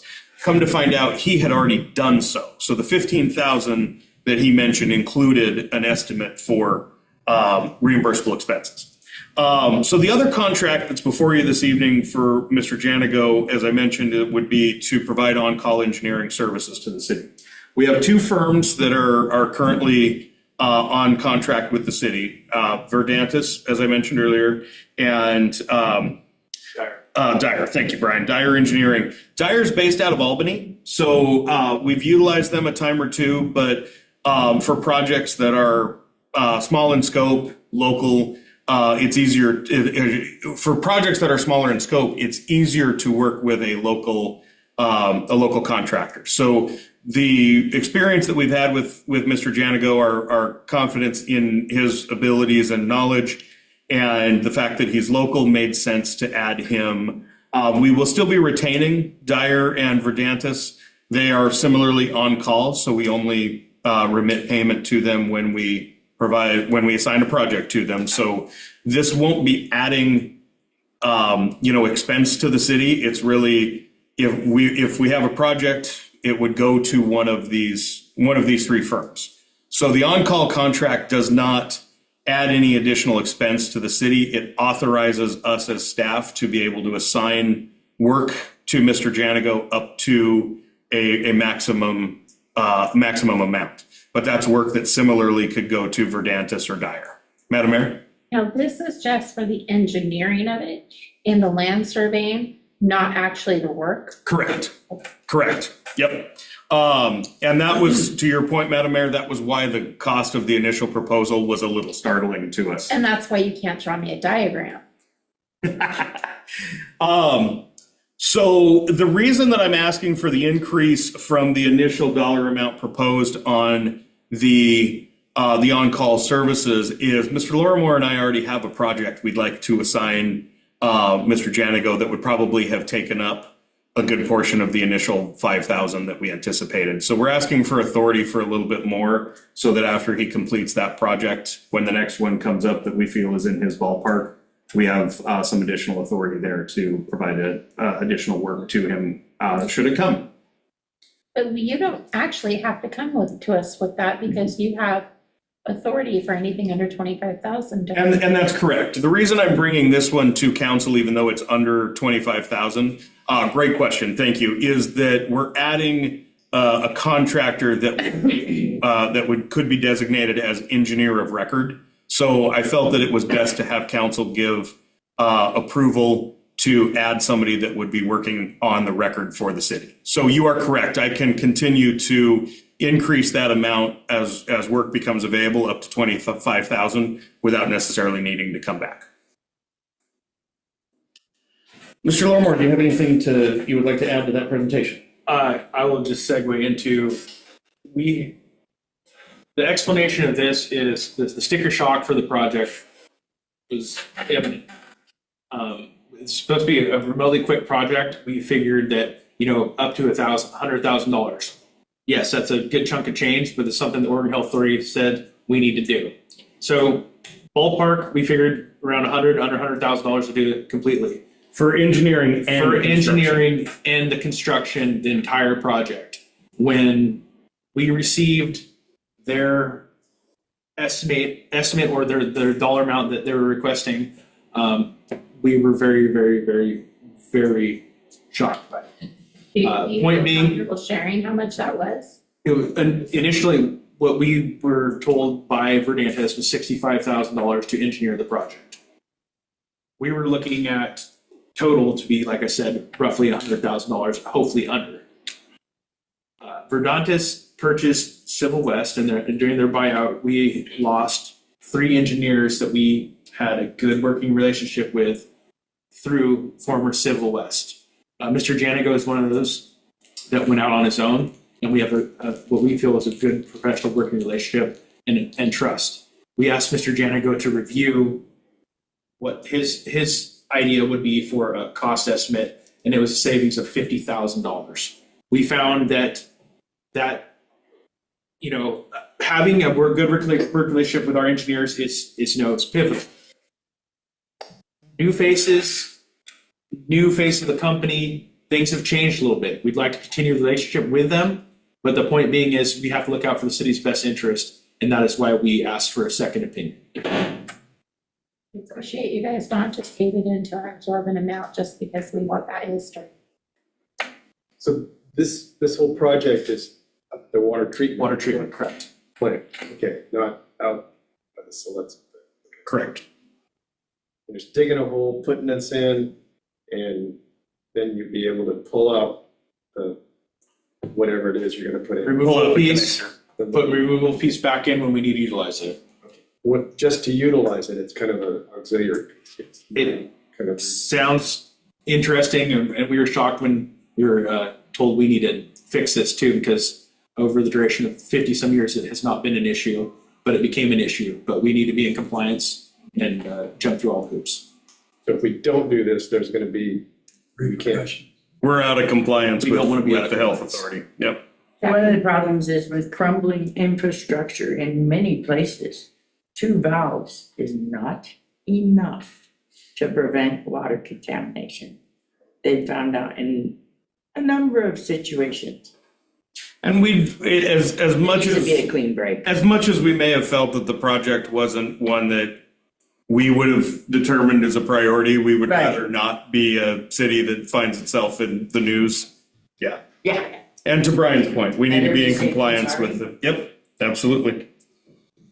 Does anybody have any other comments, questions, motions?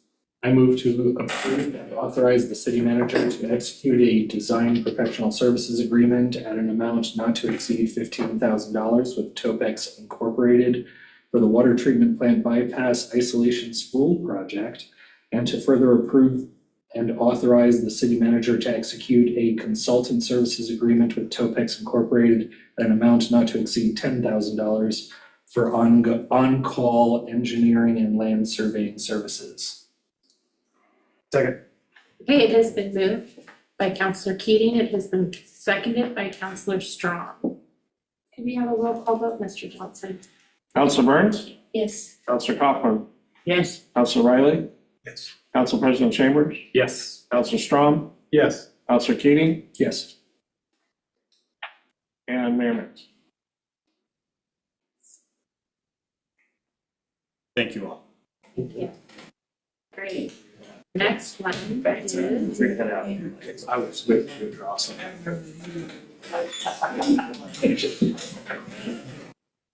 the next item on our agenda. Start that.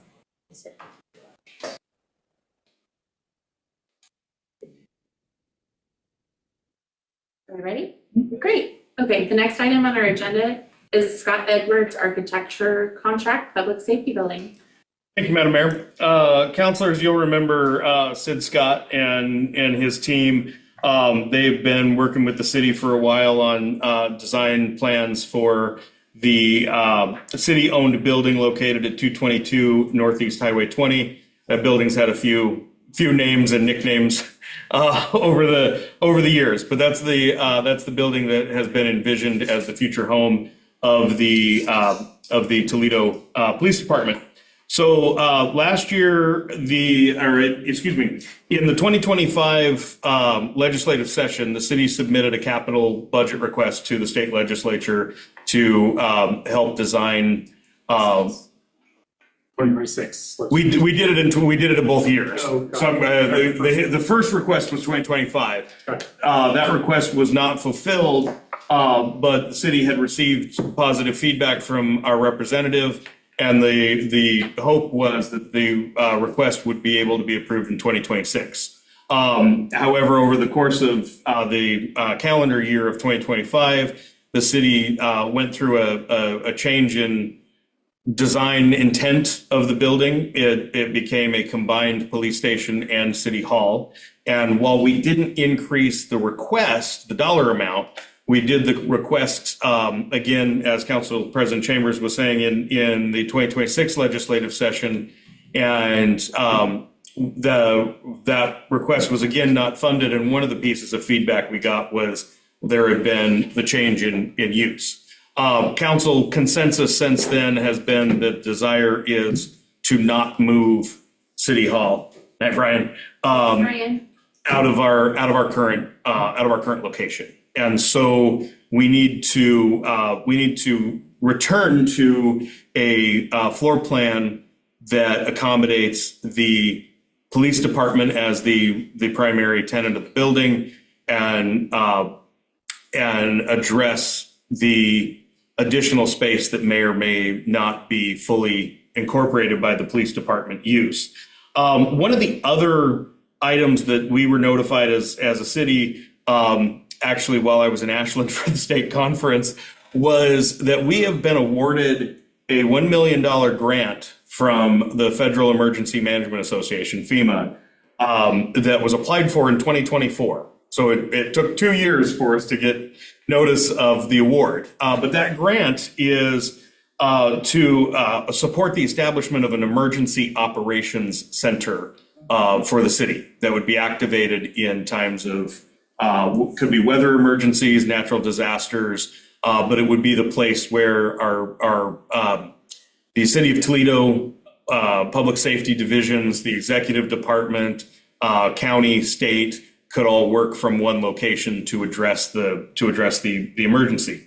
So one of the great things about this FEMA award is that there are things that the building as a whole would need that would need to be done throughout the building, but would specifically support the needs of an EOC. Electrical wiring, for example, an EOC needs electrical of a certain capacity when activated. But the entire building could be wired to that capacity and use those funds because that use is being incorporated into the building.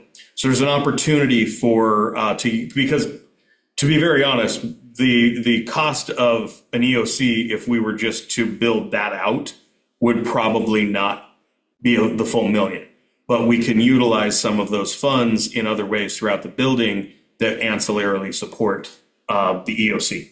So one of the things that is mentioned in the draft contract, and I'd like to address it right up front because I did have a counselor reach out to me about it, is one of the ideas that I had for this space, and it comes from a couple of different avenues. I know a couple of other cities have done exactly this thing, is that in the space that would be the Emergency Operations Center, that space could potentially double as the municipal courtroom and the council chambers. I know a couple of cities, both in Oregon and Washington, who have their council chambers and their courtroom at their police station, predominantly because those buildings, kind of like ours would be, were either built or remodeled or designed later, and those spaces are more up to date. It's an opportunity, kind of as I alluded to a moment ago, to address some of the technological issues that we have in this space while using funds that come from an EOC grant. So the idea for this came both from looking at some potential cost efficiencies, as well as recognizing that, just a couple of meetings ago, council authorized me to execute some deed restrictions on this building because of the issues of vapor that has been detected. There was discussion that evening, and it came up that there, in the period of 2 years of testing, there was only one instance in which the vapor exceeded the minimum threshold. However, the fact that it did once demonstrated to me that those readings fluctuate. And so kind of keeping in the back of my mind that if there's ever a space in this space. Correct. You're correct. It is the basement. If there's ever going to be a space where they grow into another area because of its proximity to the parking lot, this would probably be the first location that would happen. The other thing that came into this thought process is that this space gets changed over a number of times during the week by staff. Our first meeting and our fourth meeting of the month, the layout is what you see here. The third meeting, we have tables all the way across, almost in a U shape, because all the department directors are here. When we have our staff meetings, we set up, a conference table set up in the middle. Court has a different setup. So the thought process that I had also became, if we had council chambers at the public safety building in this multi-use space, this room here could become a dedicated conference room, which City Hall doesn't have. It also could be utilized as a space for some of the public agencies that we talked about at the last meeting.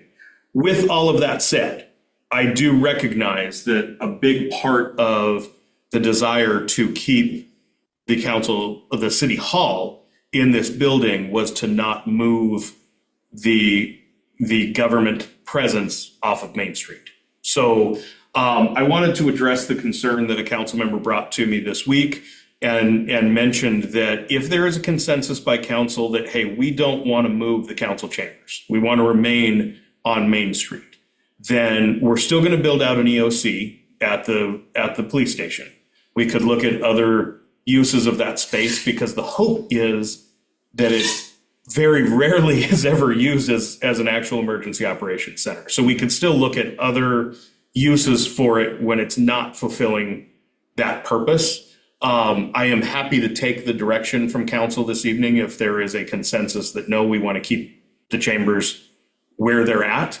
I would still ask that you authorize me to approve the contract this evening so that we can get moving on an updated floor plan that we could submit to the legislature in January 2027. But I will happily take the direction if you're not in line with the idea that I had. Madam Mayor, that concludes my report on this item. I am looking forward to a robust conversation. Well, I'm going to ask you one question. Okay. If we were to have the council chambers up there, would it be a larger area than we have now so we could have more seating and more room for the public? Because there have been times in the past where we didn't have room for the public in here. It was standing room only. It's certainly been a while, right? I think that one of the parts of that would be, what is the physical space requirements of an EOC? So that's one of the things that would be asking Sid to do, is design us a space that meets the requirements of an EOC. And I'm sure there are minimum standards of size that would come into play there. If there is interest by the council, one of the things that we could do potentially is ask him to, you recall last year when you initially council said, okay, we're going to go with option C. We had A, we had B, we had C, right? So that could be one potential avenue, is give us a space that, give us a floor plan in which this space would be EOC, council chambers, and municipal court. And even if the minimum requirements of an EOC would not be bigger than this space, we could tell them we would like a space that would be bigger than what we're in. Or we could ask them, then that would be option either A or B. And the other one would be, this is an EOC that meets the minimum requirements, and we don't even address chambers. So. Well, my question for the council is, I would be fine with the council moving up there, but my question is, would we want the muni court to move up there? Because one of the nice things about having this here is they can go right out the door and pay their fine. They go right up there and they can pay their fine. Otherwise, they're having to drive down here to pay their fine. Right now they're already here. So I don't know if that's a big enough issue for people to consider. But anyway, Eric. So I was the counselor that emailed Rich with some concerns on this one. In case there was questions. And really just a courtesy heads up that I have enough heartburn as this is presented that I wouldn't be a yes in this form, and I wanted to give him a little bit of lead time. I'm on the same page, but for very different reasons. Maybe so. So a couple things, like one, we just had a discussion earlier tonight about, hey, it feels like we're getting, a request for a decision ahead of some deliberation around what the decision should look like. And we haven't had any discussion about what we want to scope for this project. Yeah, what's our new idea? I know we certainly talked about the police station. The Emergency Operations Center feels like a compatible use. I could see those two getting together. I can even get excited about those two things going into that building and enthusiastically advocating for the funds. When the question is, do we want to move a core government function out of our historic city hall on our really our main street that's in crisis? And I want to be as clear as I can about that. I did a quick count of vacant storefronts before I came in here tonight, and I think it was 17. Now we've got the bank closing on a big corner lot. And I understand that this isn't like a ton of economic activity that's occurring in this room right now, but it feels like a really bad move for the council to say we're pulling up roots from this space and we're going to a different space. So I I also think, and just in full disclosure, that whatever we pursue for this, because we're pursuing legislative funding, we really need to be excited about it as a unified council, because we're not going to get funding if there's controversy around the project. And I can tell you that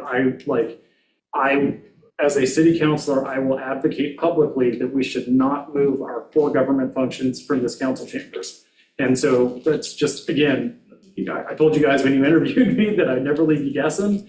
I'm not leaving you guessing. I'm sorry, I'm unclear about your position. So mostly very similar. Oh, wait, I'm sorry, Andrew? Yeah. Stu had his hand up at the same time, so hold your thought. Stu, go for it. Okay, I kind of agree with Harry about moving the council chambers and such, but as far as putting the police station up there, it's gonna take a while. It's gonna take a year or so to be able to move that. But put that center up there would also open it up. It would probably be bigger than this area and such on there. So we could, the way I saw it is we could continue to have our meetings here, council meetings and such, and the municipal court. But if there was a time when we needed a bigger space and such up there, when they design it, they could design it that way. And Such as an open house. yes, maybe. because, and the other thing would be, is it gonna be upstairs or downstairs? I mean, that's a consideration too.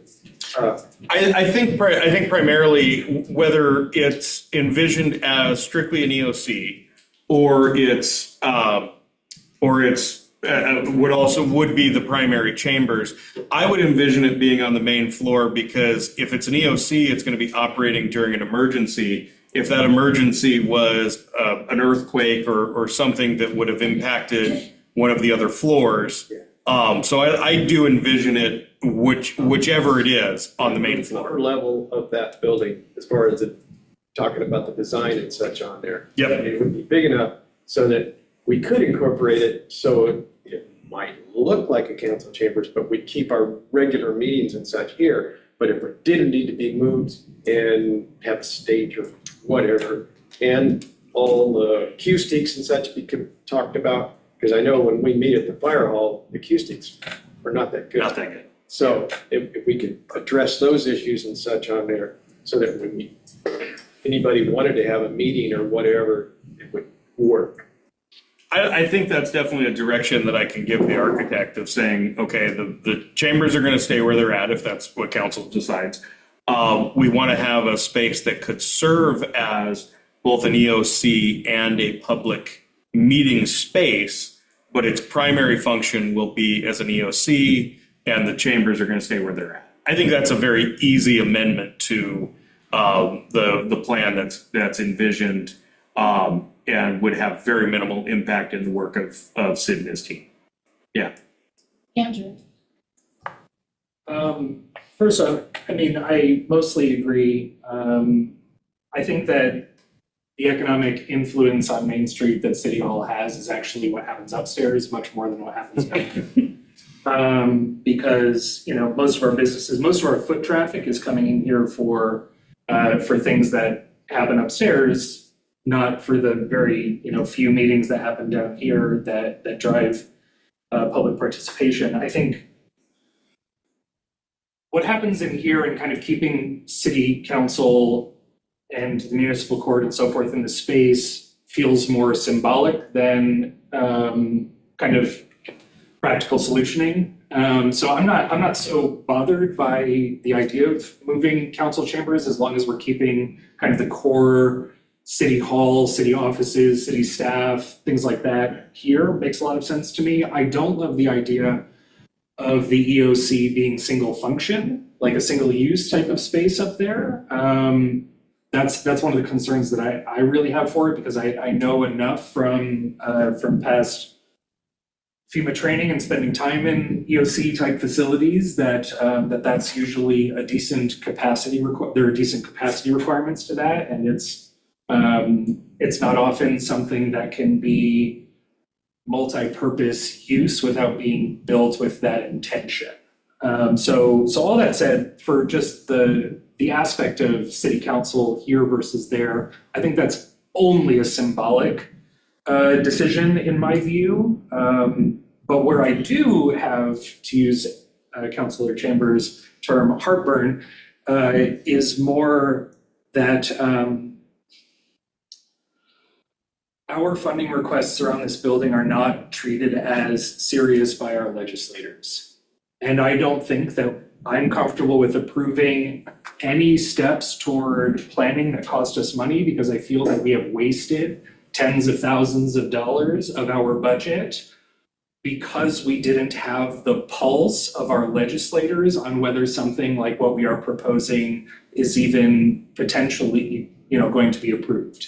I don't know. I think we've got a great relationship with Representative Gomberg. I think he can probably point us to a couple of the legislators who will be weighing in on this decision, that maybe it's worth having a conversation with a couple of them about the EOC planning, about some of the ideas that we have for this space as we as a council come up with what they are, because we got bumped to the bottom of the list. And I was the first one that got that call from Representative Gomberg when this got denied this past legislative session, and just the exasperation when Representative Gomberg called me, that sense of the legislature doesn't trust Toledo to follow through on its projects was such a big piece of that.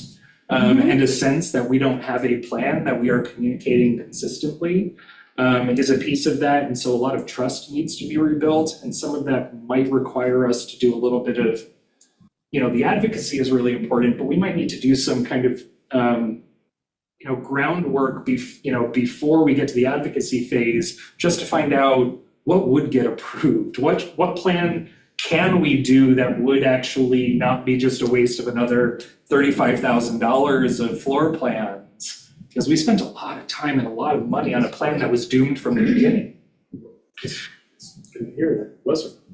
No. Nope. No, there's a different, the FEMA grant was a different grant that was applied in 2024. We have $1 million for it right now. Yes, but our ask was something else. So the FEMA, that $1 million would pay for the 35,000. But, so I want to speak to that, and then Jackie wanted to ask a question or say something. As far as the ask, my understanding is they are looking for us to come up with a new plan, going back to where we were and giving that to them so they have something a little bit more concrete for the ask. And the other thing is, the reason they're saying they don't trust Toledo, it has nothing to do with what as the city of Toledo has done.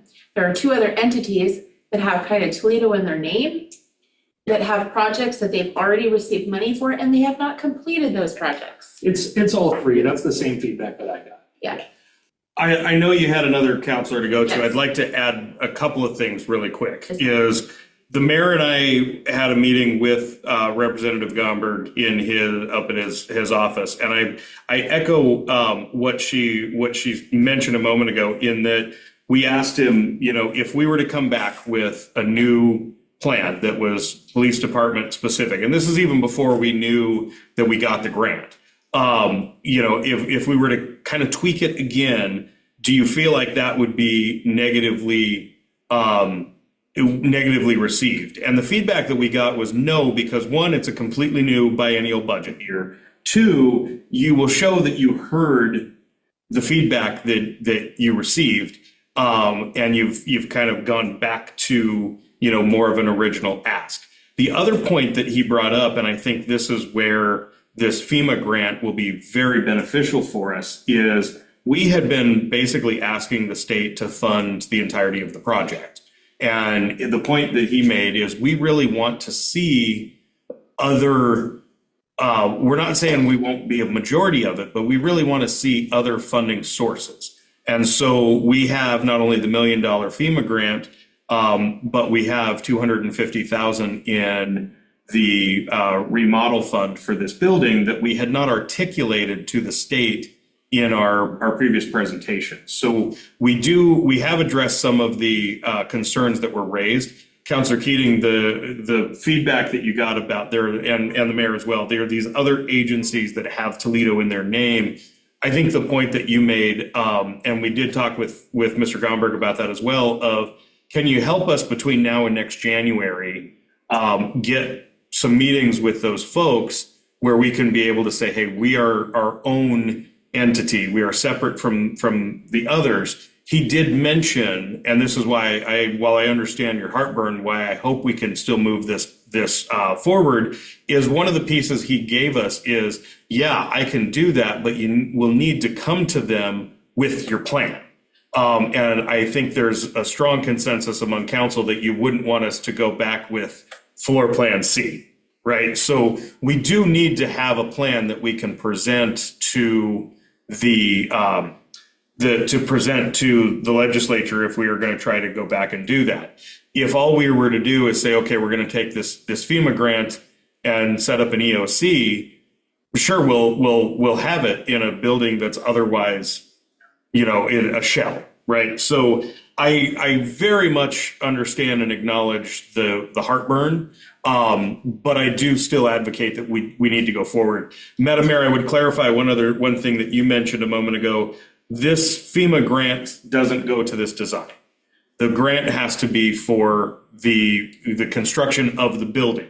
With that said, I do mention in the RCA itself that there is $30,000 in the public safety remodel fund for contracts and services, and there is $5,200 in the urban renewal budget that is available for contracts and other services. So we have, and that's $5,200 from a larger dollar amount. So we have this money earmarked for this type of work. We're not pulling it from another project. We're not digging deeper into a reserve fund. So that concludes the comments I wanted to share. Thank you. Jackie. It was just a clarifying question. So it's my understanding not that the legislature had an issue with how we wanted to use the building. It was that the legislature had a problem with the inconsistency of the state use of our. Yeah. So yes, you are correct. It wasn't that they said that was a bad move, but that we heard them say, hey, you changed once, what happened? So that's a great clarification. Jackie. That was my problem with spending another $35,000 before we really made up our mind with what the hell we want to do with this thing. I bet if you individually asked every person on this dais, you'd get different answers. Still. Yeah. And we've had 3 floor plans to look at. Why? I think we need to come to some kind of consensus before we say, okay, here you go, here's 35 grand, fix this up again. The multiple choice thing is not working. And that can definitely be part of the process. Right. We don't have to, we can approve this, get it working. That would be part of their process to come to that design. I'm just saying we need this discussion before. Absolutely. They get. Absolutely. Yeah. Yeah. So, Jackie, let me ask you this. Are you willing to have that discussion now? I don't care. Let's have that discussion now.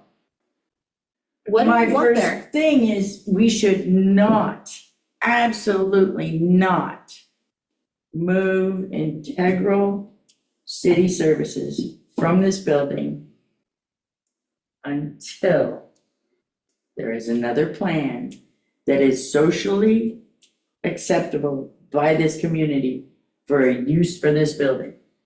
I don't think anybody's cannot proposing moving propose. City Hall. I think moving City Hall was off the table. Well, it was on the table at some We haven't time. asked everybody individually. That's true, okay. Okay, so Jackie is a no for moving City Hall services. At this time. Okay.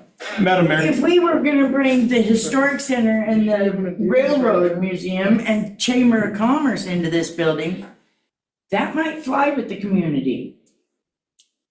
But to just abandon Main Street and move this up, it better be a really good emergency or be approved of by the community. And one thing that really fired a lot of people up was calling it the Civic Center. Yep. Are we turning it into a movie theater? No. Are we turning it into a game room? Yeah. They don't look at it as civic as government. Yeah. Eric, Okay, so I think we might be closer to a consensus than it seems. Yeah. I think that I've heard people express comfort with the police department moving from its current location It to that needs to. location. This EOC grant is a great opportunity. It feels like a compatible use. Yep. Yes. I think we recognize that there's some extra space there.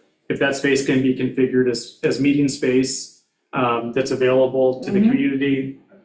If we need to hold a special city council meeting on the same night as the planning commission, I'm fine having a city council meeting. Exactly. in town that space. halls up there Or with town more hall. space. Exactly. Exactly. And if the architectural design comes back with like a dais, you're probably gonna hear some I'd rather have it back more. more concerns. So, but if we have consensus around moving the police station, locating an emergency operations center, and asking the architects to get creative, to what Councilor Keating said, how do we use this emergency operations center space in a way that it can also be public meeting space? I think we feel good about that. On the point, I just want to make a quick observation on the point about like the legislative feedback that Councilor Keating got from Representative Goldman. And I say this as a person who once was a city lobbyist who got funds from the capital construction budget for public projects. It feels like there would be or should be a criteria to make decisions around how these projects are chosen. There's not. There's not. This is a political influence game. And I feel like when Representative Gomberg's saying, hey, there's concern about whether or not Toledo could deliver a project, that's probably Representative Gomberg's concern that he's expressing. I think we can alleviate that concern by going to him with a unified plan, saying we all want to work together on this. This is our priority. Yes. And is something that doesn't feel like it's tenuous in the community. Exactly. Then I think that we could be successful. Even if not this session, if we take the same plan, we work it multiple asks. I've done that before with projects. And so I think there's an opportunity here around the police department, the emergency operations center, and the doubling as a community meeting space. Mm-hmm. The one thing that I'll add really quick, and I'd like to do that, Madam Mayor, because you mentioned a second ago, let's have that discussion tonight. What I would really love to be able to do, because kind of what led to the Civic Center, from my understanding of it, was originally the police station was going to include our dispatch division, and that was the first floor plan. And then when that request was denied by the state, and then the city, as part of its budget process, eliminated the dispatch division, that created space in that building that would have been filled by dispatch. So then there was this discussion, well, how do we fill this space? And somebody had the idea, well, let's move City Hall up there.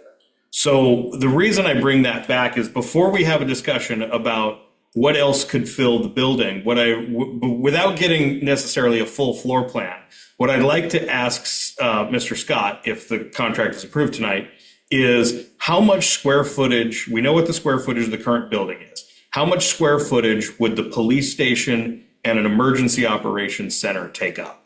How much square footage do we then have remaining? And then maybe we have the discussion about how would we fill that remaining space? Because that's how we ended up with a floor plan with a physical addition to it, was trying to fill this much space with this much need. But that feels like the forestry discussion, right? It's like, can we make this a good idea if we try harder and ask it again in a month? And I just, like, if we can get a consensus around what we want the building to be, if the architect comes back and says, there actually isn't enough room to make this a big meeting space, well, now we know that we can do a police station and emergency operations center. But if we think there's probably enough space, let's just proceed with a police department and emergency operations center, which doubles as public meeting space and is designed intentionally that it can do that. Well, and part of the process that we went through last year was also that we saw plans that proposed expansions to the actual physical space. That's crazy. Well, I'm not saying that that's crazy. I'm actually saying that, to Eric's point a little bit, that if the EOC requires a certain amount of expansion, or if we say there are 3 things that we want up there, the EOC, the police department, and maybe some sort of additional, storage space, we have recognized a need for doing something with our storage and having just better storage. Maybe that is something we try to put into that. And that requires a small amount of expansion or, anyway, so I think that's fine. It doesn't have to necessarily fit within the building as it stands right now. We just don't want to leave an open question of what should we do with this space? I agree. Because we're just hard to talk about it, to be honest. Yes. Well, yeah, I just want to make sure that we're not only limiting ourselves to what can physically fit within the space as it is right now, because I don't think there's necessarily a problem with a plan that involves some expansion as part of that project. Fair enough. So prove it, have them come back and get a consensus. What? Approve getting this going, and they come back to us, the architect people, and we get a consensus. And then they tell us, oh, yeah, you can do that, or no. So I think we need a consensus on what they would bring to us. Yeah, we need a consent, we need to give them some marching orders. Like, we want, okay, this time we only want a police Eric said it department and an EOC. Whatever timeline you want to put it on. I think Rich has it, because Eric said it well and he was writing. So we could, there's a couple ways, we can authorize you to enter into a contract, and you can change we don't have to use the draft contract that's in here. Correct. If it doesn't delay the process too much, we could approve you tonight to enter into a contract, and at our next meeting, we could, I don't know, we could do a special business meeting or something, but we could just have the contract itself to look at. Yeah, I'll be happy to provide it as an informational piece. Yeah, absolutely. Maybe we just look at it before you ink it, just a chance to be like, whoa, that's not it or something, but. Sure. Well, in that case, well, okay. Well, as far as the That's right, $1 it's million been trying to grant, speak. it's for the EOC. EOC. Yes, so that would have to be in there. That would be included. And the great thing about what came out of options A, B, and C is, even though they were laid out in different ways, we pretty much know what the police department itself, what the needs are, right? And so they can take that exercise and mold it into a few options with an EOC incorporated. It's not really going to be, we're not starting from scratch, right? And so I think taking the direction of we want a police department, we want an EOC, I think that's a great place to start. And then the point that has been discussed this evening, EOC. we want a large EOC that can double as a community meeting space. And from that, we can then, as council has further discussion about what else might fit in that building, as Councilor Chambers said, we can go to them, a little bit down the road and say, hey, incorporate this as well, right? But we can get them started with the marching orders of, we need a police station with a large space that will serve as both EOC and public meeting space. I kind of think we need to just use the KISS method and keep it simple. We'll skip the last one. The KISS method? Keep it simple. Stu. Keep it simple, Stu. I didn't want to go kissing anybody there. How does everybody feel about that? I can attempt a motion. I like going back to the public safety building with a multi-purpose EOC. That fits. Yeah. Because if we're doing a city council chambers, it needs to be backwards of this. The audience needs to be raised, we need to be down. Get rid of the dais. Somebody's been trying to speak. Oh, I like your idea about how much space, how many square feet is needed for the police department? How many square feet is God, I needed can't for the remember. EOC? Yeah. And truth be told, Get that done, then you can figure out what space you have left to eat. And truth be told, really what I would probably need to know is what's the square footage of the EOC, because I can probably go back to options A, B, and C and have an understanding of what the square footage of the police department Okay. portion would be. Aren't there legal requirements for a space for an EOC, the amount of space? Yes. you have to have? Yes. Yep. So I'll need to get that from Stu. But yeah, we can From Stu? from Sid. And Those three letter names starting with S. Mike has said before, Yeah, I bet you will. if the police station, when we were talking about jockeying and cutting spaces and enlarging spaces, he said he'll make do with what he gets. Yeah, And he will also use what he is given. what he's given. Yep.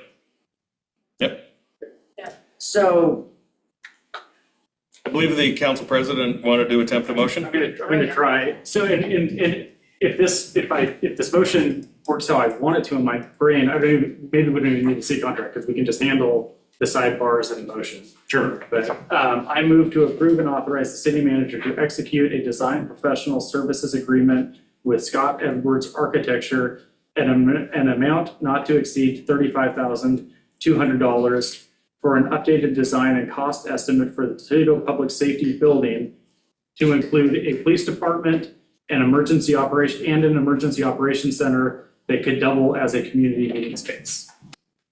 second. Well said.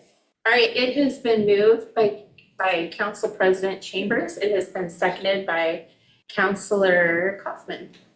Can we have a roll call vote? Councilor Burns, Yes, please. Councilor Keating, No.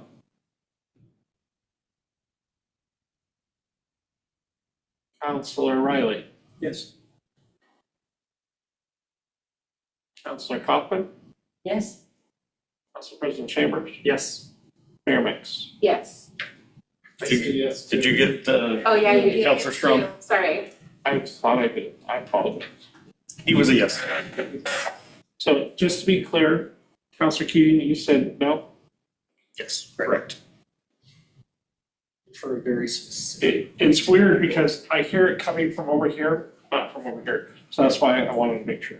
You can credit it to council. Yeah, well, if I can, just a quick second, Mayor.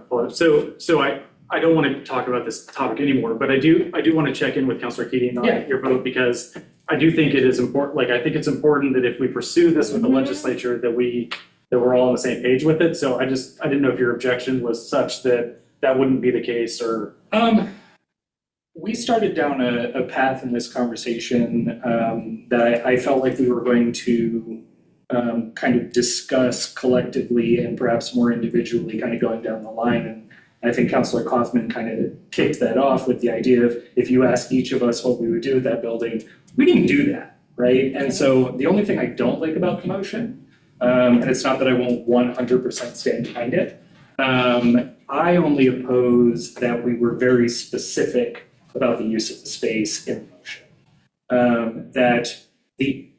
If we left off the community meeting space, we are still asking for a design that incorporates the two main components that we are functionally after. I just don't like necessarily that we've now picked the three in additional specific purpose. I don't know that in the conversation that we just had, I don't feel like we actually reached a consensus about the idea of, say, council chambers. We might have a feeling of what direction we're leaning, but I don't feel like we actually had the conversation to a point of completion. So that's the only hesitation that I have about being a full-throated yes on it. But that doesn't mean that I'm not 100% behind this decision and wouldn't go out and advocate, wholeheartedly. I just want to see us use that building, use it well, and benefit our community. Here. And I think we definitely, to your point, Counselor, I think we definitely, as part of the process, need to have a presentation, or not a presentation, but a conversation with the Scott Edwards team about exactly what you described. What do we want in this building, if anything, above and beyond those points that were in the motion? So you're right, we didn't have that conversation tonight, but that doesn't mean it won't be part of the process. I only felt that we just put a button on a conversation that we didn't finish. Sure. That's all. Sure.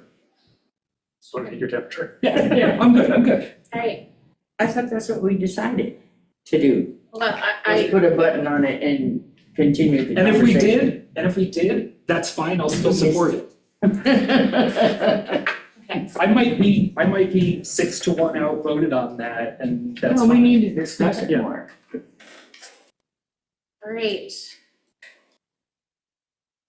Yes, let's move on, if that's okay, to the request for city council action, Homie House event fee waiver request. I think this will take a lot less time than the last one. Just for the record, it's the skateboarding. It's another one of my application snafus. It's skateboarding, not skating. If it makes you feel any better, Counselor, I've noticed about 5 typos of mine in RCAs throughout the evening. A couple counselors caught them as they were making motions. Thank you, gentlemen. Madam Mayor? Just, Jackie, a lot of times they call skateboarding events a skate contest, so I don't think you're wrong. Okay, whatever. I think you're actually fine. Yeah, I think you're good. And as I mentioned to Councilor Burns before the meeting as well, it would simply, even if that wasn't an issue. Has it listed as skate contest on their website.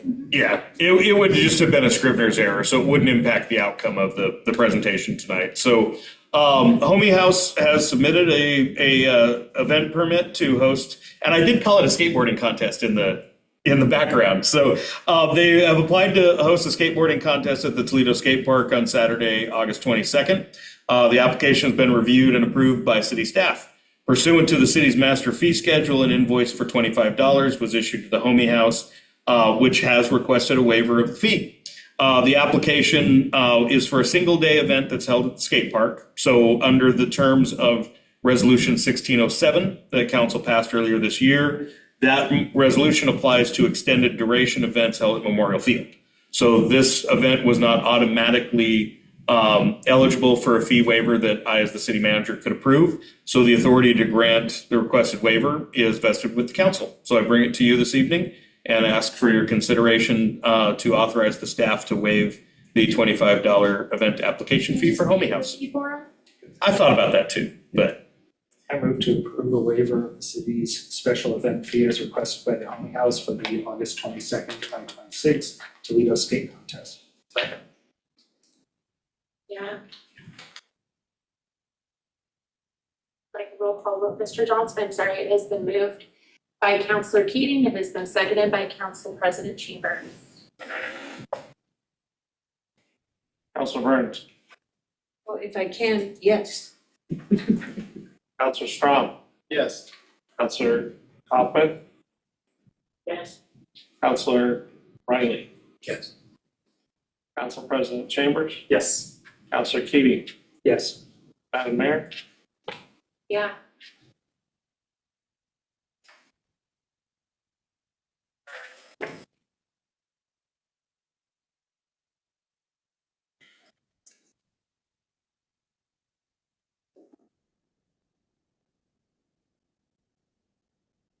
Okay, so we're done, sorry.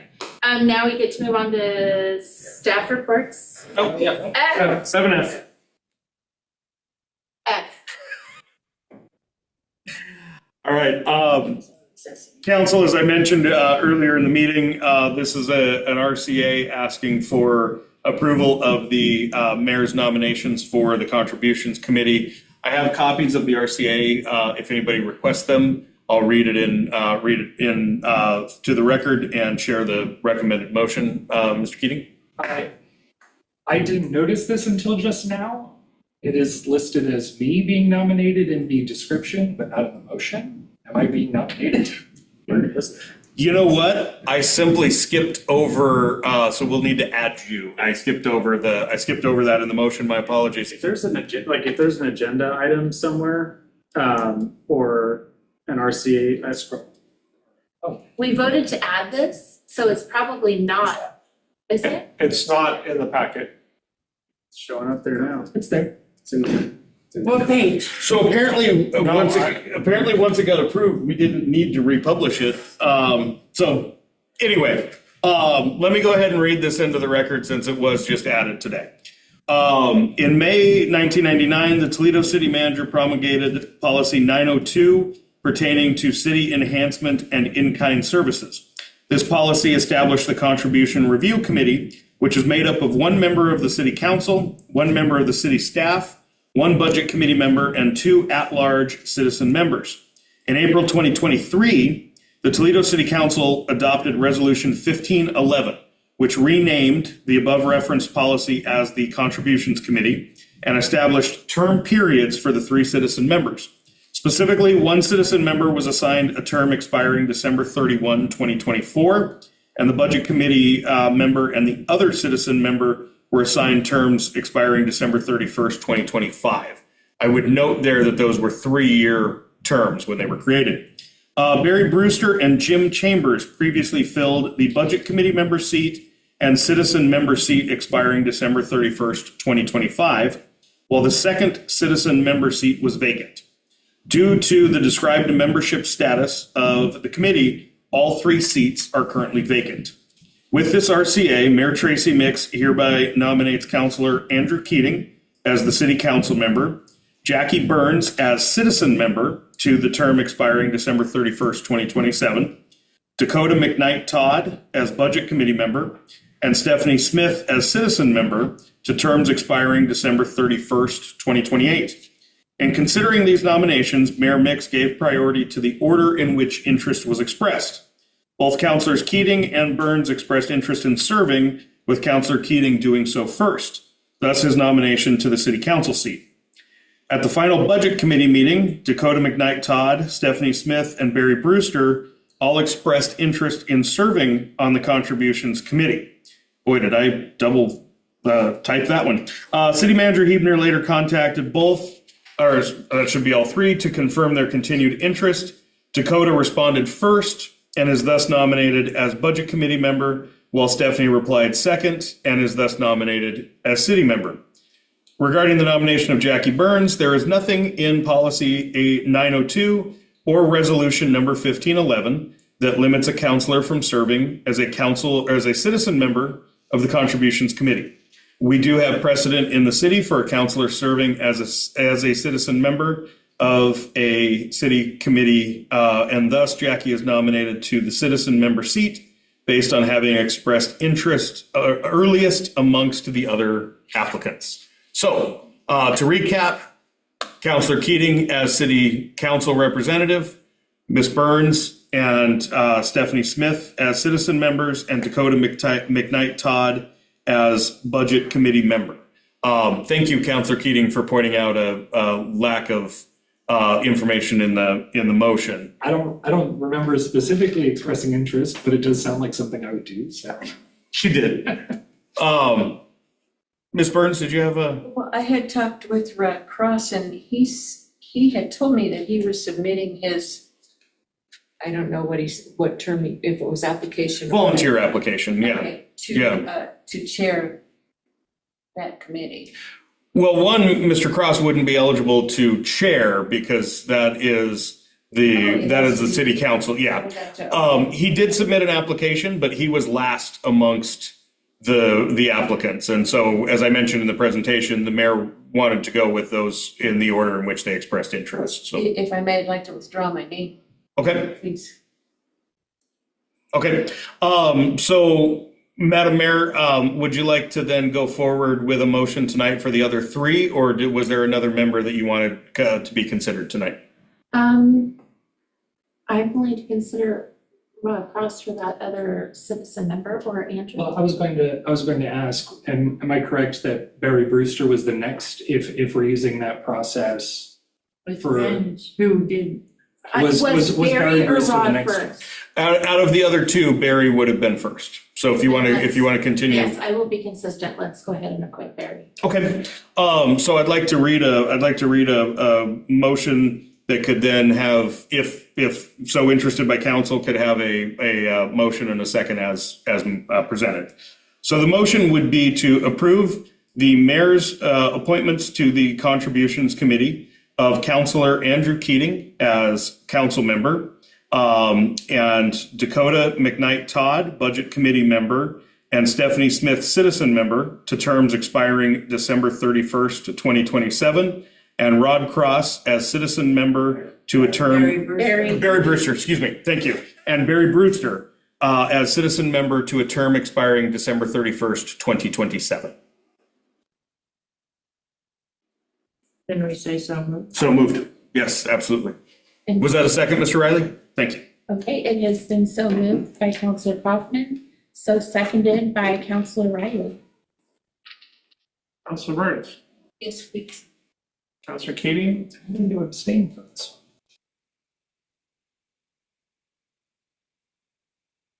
Counselor Strong, Yes. Council President Chambers, Yes. Counselor Riley, Yes. Counselor Kaufman, Yes, Mayor Mix. Yes.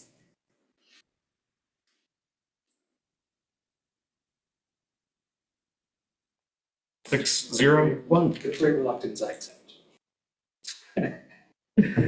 All right, Counselor, I'll be in touch to get your availability, and then we'll coordinate with the other members as well. Now, on to staff reports. Yes, Madam Mayor, thank you. In interest of time this evening, Council, I just have a couple of items to share. The LOC conference is coming up in Salem, October 15th through 17th. That's a Thursday, Friday, Saturday. I want to share with the council, I will only be there on Thursday this year. There's a great sounding session on budgeting that I'm excited to attend. However, there's an overlap this year between LOC and the International City Management Association Conference. That conference moves all over the country. The next 3 or 4 are in the Midwest to the East Coast. So I'm taking advantage of being able to go while it's in LA.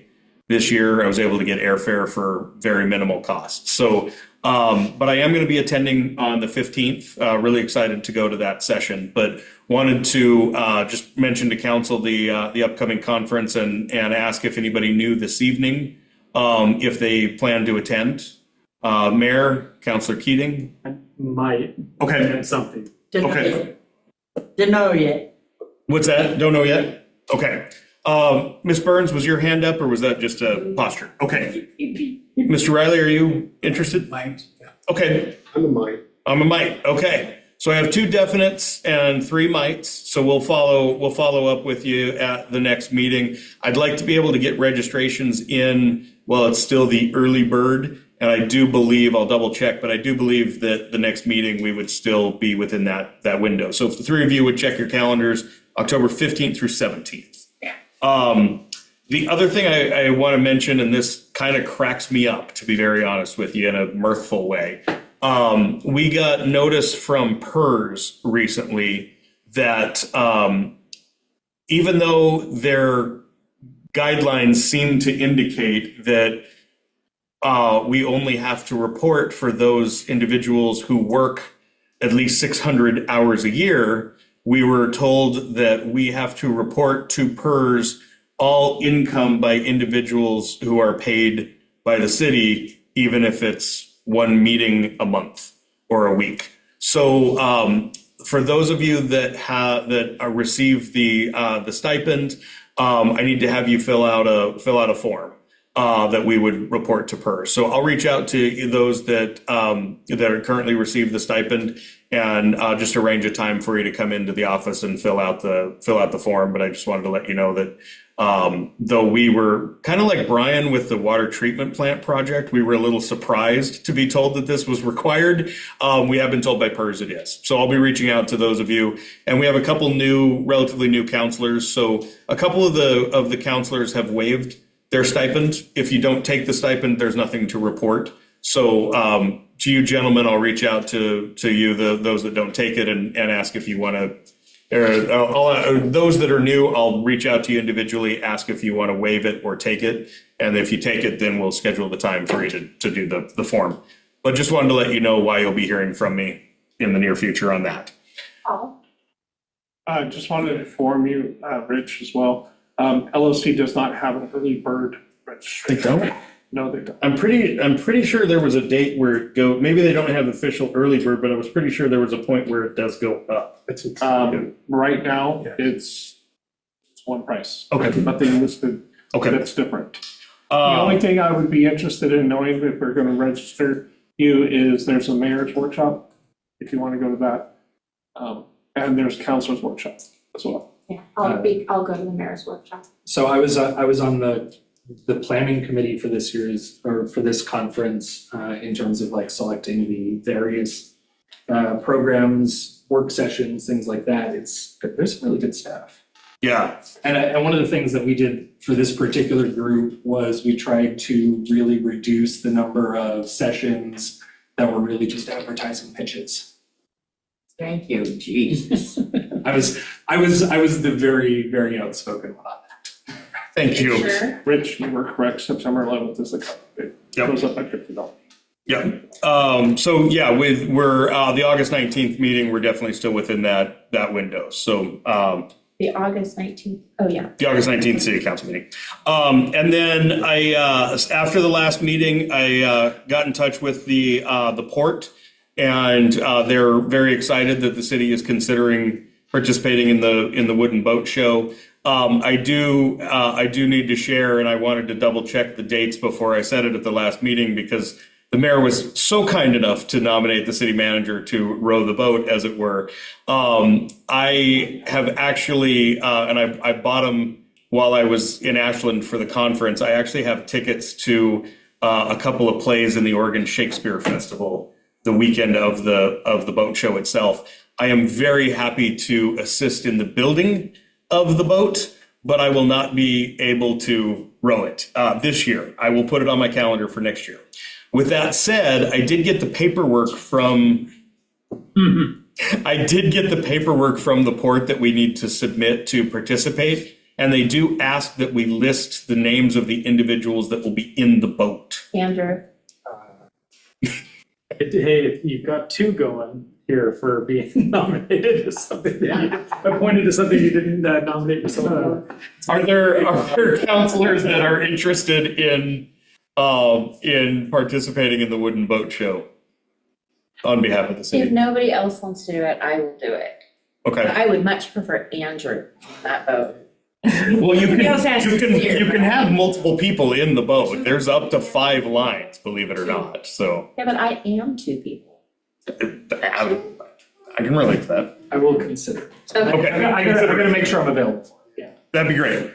And so Jackie said she'll steer. No, I said I will not steer, I will row. Oh. Okay. Okay. Well, I've got 2. I got 2. That's a start. So I'll get the paperwork in, and I'll get the kit picked up tomorrow, and I'll reach out to counselors to see when they. Truck, those sheets. Yes. Yeah. Brian and I've let him know I'm going to need his They're assistance. like bigger than a sheet of drywall. Jeez. Yeah. So now we got to figure out where we're gonna set this up to assemble it. What about that room upstairs? How's your Just barn inside the doing? entryway? It's not big enough for that boat now. Okay. Oh, are you thinking of the new office? Yeah, it's not used right now, is it? It's not, but it's just a standard door. So once you build it inside, then you'd have to get it out. So, yeah. Brian will have something. Yeah. So you can't get into the new building up there? We can, there's no doors big enough to take it out. That's the issue, is once you assemble the boat, then you got to get it out of wherever. If you build it inside, you have to be able to get it out to get down to. Maybe we'll just have a work day in the parking lot. We could do that. So yeah, I'll get the kit picked up. I'll reach out to counselors via email and find what your availability to come and have a build the boat day with your city manager, and I might be able to scrounge up a couple of public works crew to assist us as We'll well. probably have to notice a quorum that day too. Absolutely. Does the kid include the big tube again? Yeah. Oh, Yeah. good. Yeah. You need a lot of duct tape. Okay. I know a guy who might be able to hook me up. Yeah. We didn't use that. No, there are rules on making this. Yeah, I have been told that those rules come with the kit. yes, So they do. I'm looking forward to that. So you're limited to 47 rules. You can, As a Star Trek fan, I love that you went with 47. Just, covered in duct tape. Can't be watertight with duct tape. Madam Mayor, that concludes the city manager's report this evening. We have water stuff too. Anyway, sorry. No. All right. Now, do we have any questions on the council issue tracker, the future agenda items, or anything we want added? The only thing, no, I'm gonna hold on to this. I'll just connect with you at some point. Sounds good. Council comments? Jackie Burns. Just the only thing that I'm thinking about is the volunteer appreciation event that we had sort of discussed and not really done anything with. So I don't recall if we even said when in time it might be. No, because we haven't even discussed who, Yeah. what, where, how, or Yeah. anything. Yeah, so So didn't we move that to a work session? Yes. I think what I would like to do, because our, as Councilor Keating mentioned earlier, our work session this month is going to be a URA work session. I think I'd like to put that as a discussion item for the next meeting so that we can kind of get started on it from there. So I'll have that for discussion on August 19th. Okay, Thank you. that's it. Andrew? Just want to circle back to some comments earlier when we were talking about the chamber, just, Art Oysters and Brews this past weekend, phenomenal event. I've been here for the last couple of them, and this one was just spectacular. It was well attended. We had a lot of volunteerism that came, I think, a lot from a better partnership. I think we were better partners as a city with EDALC in this go around. I think we're a little bit more intentional, and I certainly credit this council and Rich and city staff on that. I think bringing the chamber into the project was enormously beneficial. Helped us get a lot of volunteers for the second welcome booth, which would having that at the bottom of the street was a big improvement. And certainly chamber staff or chamber board members and volunteers being there to help with the setup and the tear down was just an enormous benefit as well. As you know, my wife works for the Economic Development Alliance. We've put a lot of the weight of making that event happen on EDALC in the past. And so I've kind of seen, firsthand a little bit how much we ask of them. And I think that I hope that we will continue to build on those partnerships as we think about continuing this event in the future. And then last night, the National Night Out, a few communities in the area decided not to do it because of the air quality. I'm very glad that we did. I think it was very well attended. There were a lot of great community resources there. I'm wearing a different badge today, but I was very proud to be deputized as a junior officer for Toledo Police Department.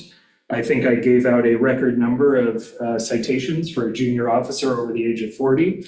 But I've hung up my spurs, so to speak, and I'm retired now, and I'm just a proud supporter of the police department with this badge. But overall, I think the police department did a really great job. In particular, they really show up and do a lot for that event. And I just kind of want to give a kudos to our community, because I did have a gentleman who just moved to our community a few weeks ago, approached me toward the end of that event and said, "Man, it seems like you guys do a lot of events like this. You do things like this. This is incredible. Can you have more events like this?" And this is somebody who just moved here from Newport and was very, very excited to live in our community with his family. So that was just a really nice uplifting moment with a new Toledo citizen that I wanted to share. So thank you to this council. I really appreciate the commitment to these events that we've seen over these past couple of months, and these are something that really mean a lot to me, and so it's nice to see the fruits of that work. Great, thank you. Jackie Kaufman. nothing from me tonight. Okay. Mr. Riley. I think I mentioned with Public Works fellow about the watering. And he mentioned something about water conservation. And I said, yeah, watering once a day is probably ample, in my opinion, and like 5 minutes is max. Because you're only talking small pots. He actually was able to follow up with his crew after that conversation. And I heard that conversation and what it whittled down to. Yeah, so we agreed they're watered twice a day, but it's both at 15 minutes right now. And we along with his staff member agreed that can be reduced to 5 minutes. So I appreciate you bringing that up. Toned it down to 5 minutes. Yes, They yeah. were supposed to re-aim them also. Oh.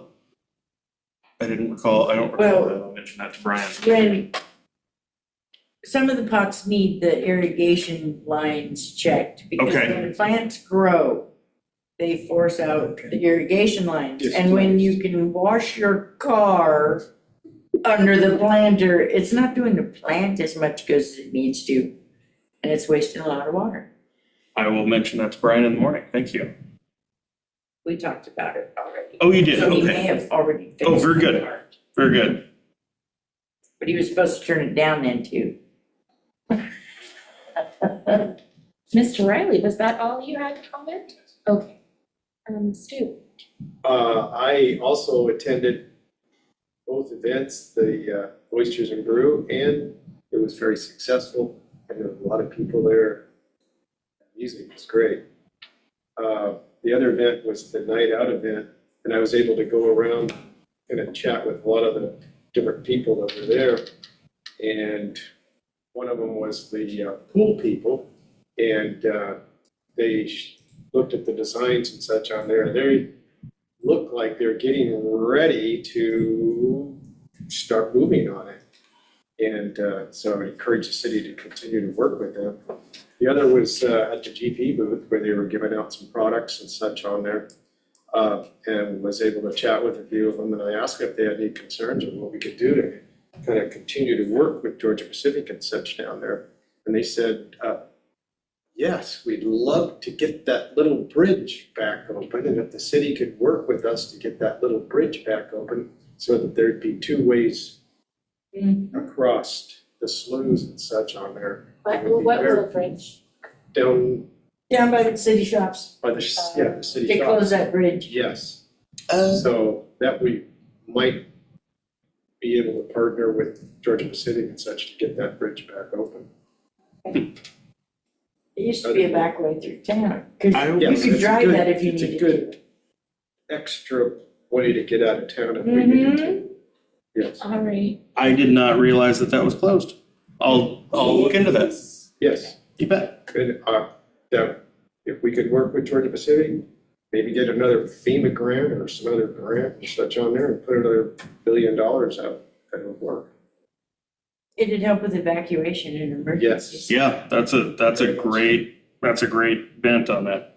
Okay. Thank you, Stu. That's good. Here, I thought you were talking about a bridge to nowhere. Kind of is. That's funny. That one came up in staff discussion today. Somewhere. A little further south. Yeah. Okay.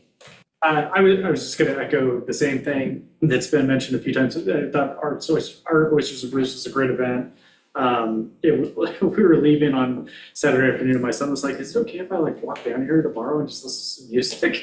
That's what it's all about. But it was cool, and just seeing how full the tables were and people having a really great time. And I also would be remiss if I didn't recognize that a friend of mine, the city manager of Newport, came over, and she's actually come to a couple summer festivals too and hung out, and it's kudos where they're due, even when it's our brethren over in Newport, but really appreciated that she made a point to come and hang out. We also had two of our candidates, our county commissioner candidates that were here.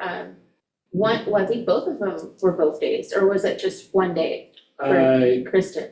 Kristen came on Sunday and Kathy came on Saturday and Sunday. and on Sunday she helped fill a couple of the volunteer slots that we weren't able to fill. Now, I didn't see Kathy at the, I didn't see her at the National Night Out, but I did see Kristen there. Kristen came, yeah. So, I'm sorry, I didn't mean to interrupt you. No, yeah, I think it's, again, that's part of the point of having these events, is just being an opportunity to showcase what we've got going on here and hopefully how they can be part of it. Our county partners, I just didn't know if we had extended our invitation yet for them to join us for a meeting, or if you have a quick update on where we are with the potential structure around code enforcement. I haven't extended the invitation yet because I was really anxious to see county council, SEL council's response to our letter related to their properties that we're waiting for them to take deed to. I would like to acknowledge the city attorney who wrote, I thought, a very professional, not overly aggressive, but very pointed, hey, the law says that you shall take deed to these. And we included a very subtle but obvious reference of what steps we may take next if they continue to not move forward with that. And the response that she got from the county council SEL was, I will forward this to the property management team and get them working with your code enforcement. So that was kind of the response to that portion that I was hoping to get, so that with our discussion with the county commissioners could maybe be a little bit more narrowly focused to the A-frame and some of the more commercial properties. So now that we feel like there's a little bit of movement coming on the more residential structures and that kind of thing, I am absolutely ready to get in touch with their office and extend that invitation. Yes. That's it. Okay.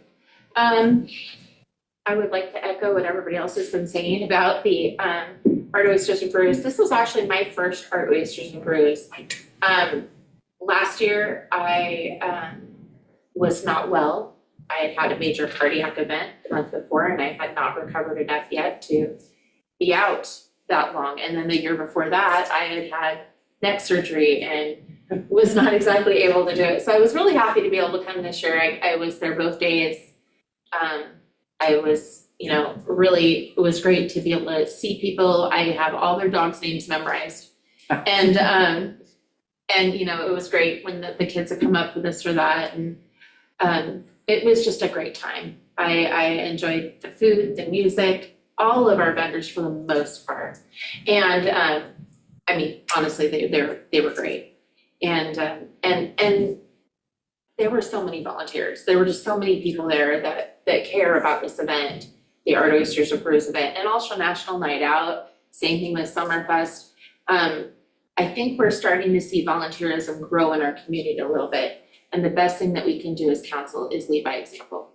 Show up, take part, help out.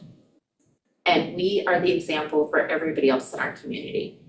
So that is why you're seeing my commitment to showing up for every event that I can and being there as long as I can. If that means 2 full days, then that's what it means. Because I can't ask other people to do it, and we can't ask the community to do it if we're not doing it ourselves. The other thing was National Night Out was very well attended, even considering the air quality and whatnot. It was great. They have bouncy houses. No, the city didn't do them.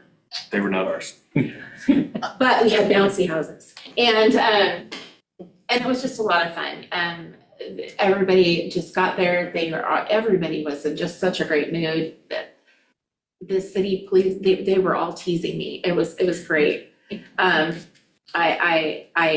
I can't say that I've ever seen, you think every year that, gosh, it can't beat this and it can't beat this, but the feeling this year, there was a feeling this year about we are so happy to be here. We're so happy to be together. We're so happy to be pulling together as a community once again and just spending time together and letting our kids run wild and do this. It was great. So I'm really grateful to all of you for showing up and helping out. I expect to see that in the future. Did you want to say something? I did, thank you. And I was waiting until you were done, but I appreciate so much the comments this evening about the events. I was very remiss in not mentioning them during my report, and I just wanted to take the opportunity to acknowledge all of not only the council that came to Art Oysters and Brew and National Night Out, but I need to give a shout out to the staff. In the case of Art Oysters and Brew, Councilor Keating, you kind of referenced it earlier. That's not only my public works crew getting all the equipment out there, but that is very much EDALC. We would be not lost, but the amount of time and effort that staff had to put into that event would have tripled, if not more, without them. And so the investment of the budget that council approved for that event versus what it would have taken for staff to do that, I will make that a commitment every year. Let me step off the dais for a quick second. Yeah, right. And then They also came in under budget, I would like to mention. Yeah, they did, yes. And really, really quickly, just also to acknowledge, and I'll do this in our management meeting tomorrow afternoon as well, but to acknowledge the police officers and not just the officers, but the administrative staff, Mr. Bush, Ms. Paquel, who really made that event what it is. And Chief was very sad to miss it. He had an appointment that he needed to be at, but besides the chief, the only officer that wasn't there was the one who had to be to work at 4 a.m. Everybody else, every member of that department was there and flipping burgers and setting up tents, and they love that event. And they also love Ron and were regularly reminding him to drink water and take care of himself. And I just loved seeing the camaraderie among the staff. So a big hat tip to the City Hall staff, the police department, everybody that made that event what it was. And Thank they you. were not shy. When I said they tease me, I go to get something to eat. And they asked me, everybody else gets 2 options. Tracy had got, no, she gets 3. Would you like a hamburger, a hot dog, or some goat? So. Tracy, on the topic of volunteerism and leading by example, I think there's a point of pride that I left out. And that's that Stacy had shared with me at one point that she put out the call for volunteers to the community. And there were so many volunteers from the city and from the chamber that they had to add slots because they wanted to make sure that there were spaces for the community that they were asking to volunteer for them to actually sign up for, because so many of us, so many from the chamber stepped up so quickly. So I think that the fact that they had to add volunteer spots because of how many we took up should make us proud. And Amen. Andrew, that spurred the other thing I was going to say and I was forgetting, so thank you. Coming up with the mayor's list of people to serve on our contributions committee was actually not easy. I had to figure out how am I going to do this because we had so many people interested in serving. Just last time we didn't have that. We had 1 spot empty. I mean, we were doing all we could to recruit and we weren't getting them. It was disappointing that I couldn't appoint every single person to it, but it was so good to feel that we have more people than we have slots that are willing to serve their community in this role. And that is, like I said, we've got a welling coming up of people being willing to step up and be part of our community, and we need to harness that and we need to keep it moving. So thank you so much, everybody, for everything you've done over the last months, because we've been having event after event after event, and I've got nothing but positive feedback from all of them. They want us to do more, and I mean, there's a limit, but we're doing the right thing. So I just, we need to pat ourselves on the back and then get up and keep going. So unless our city manager has anything else for us or Paul has anything else, I think we're good. we are adjourned at 9:20 p.m.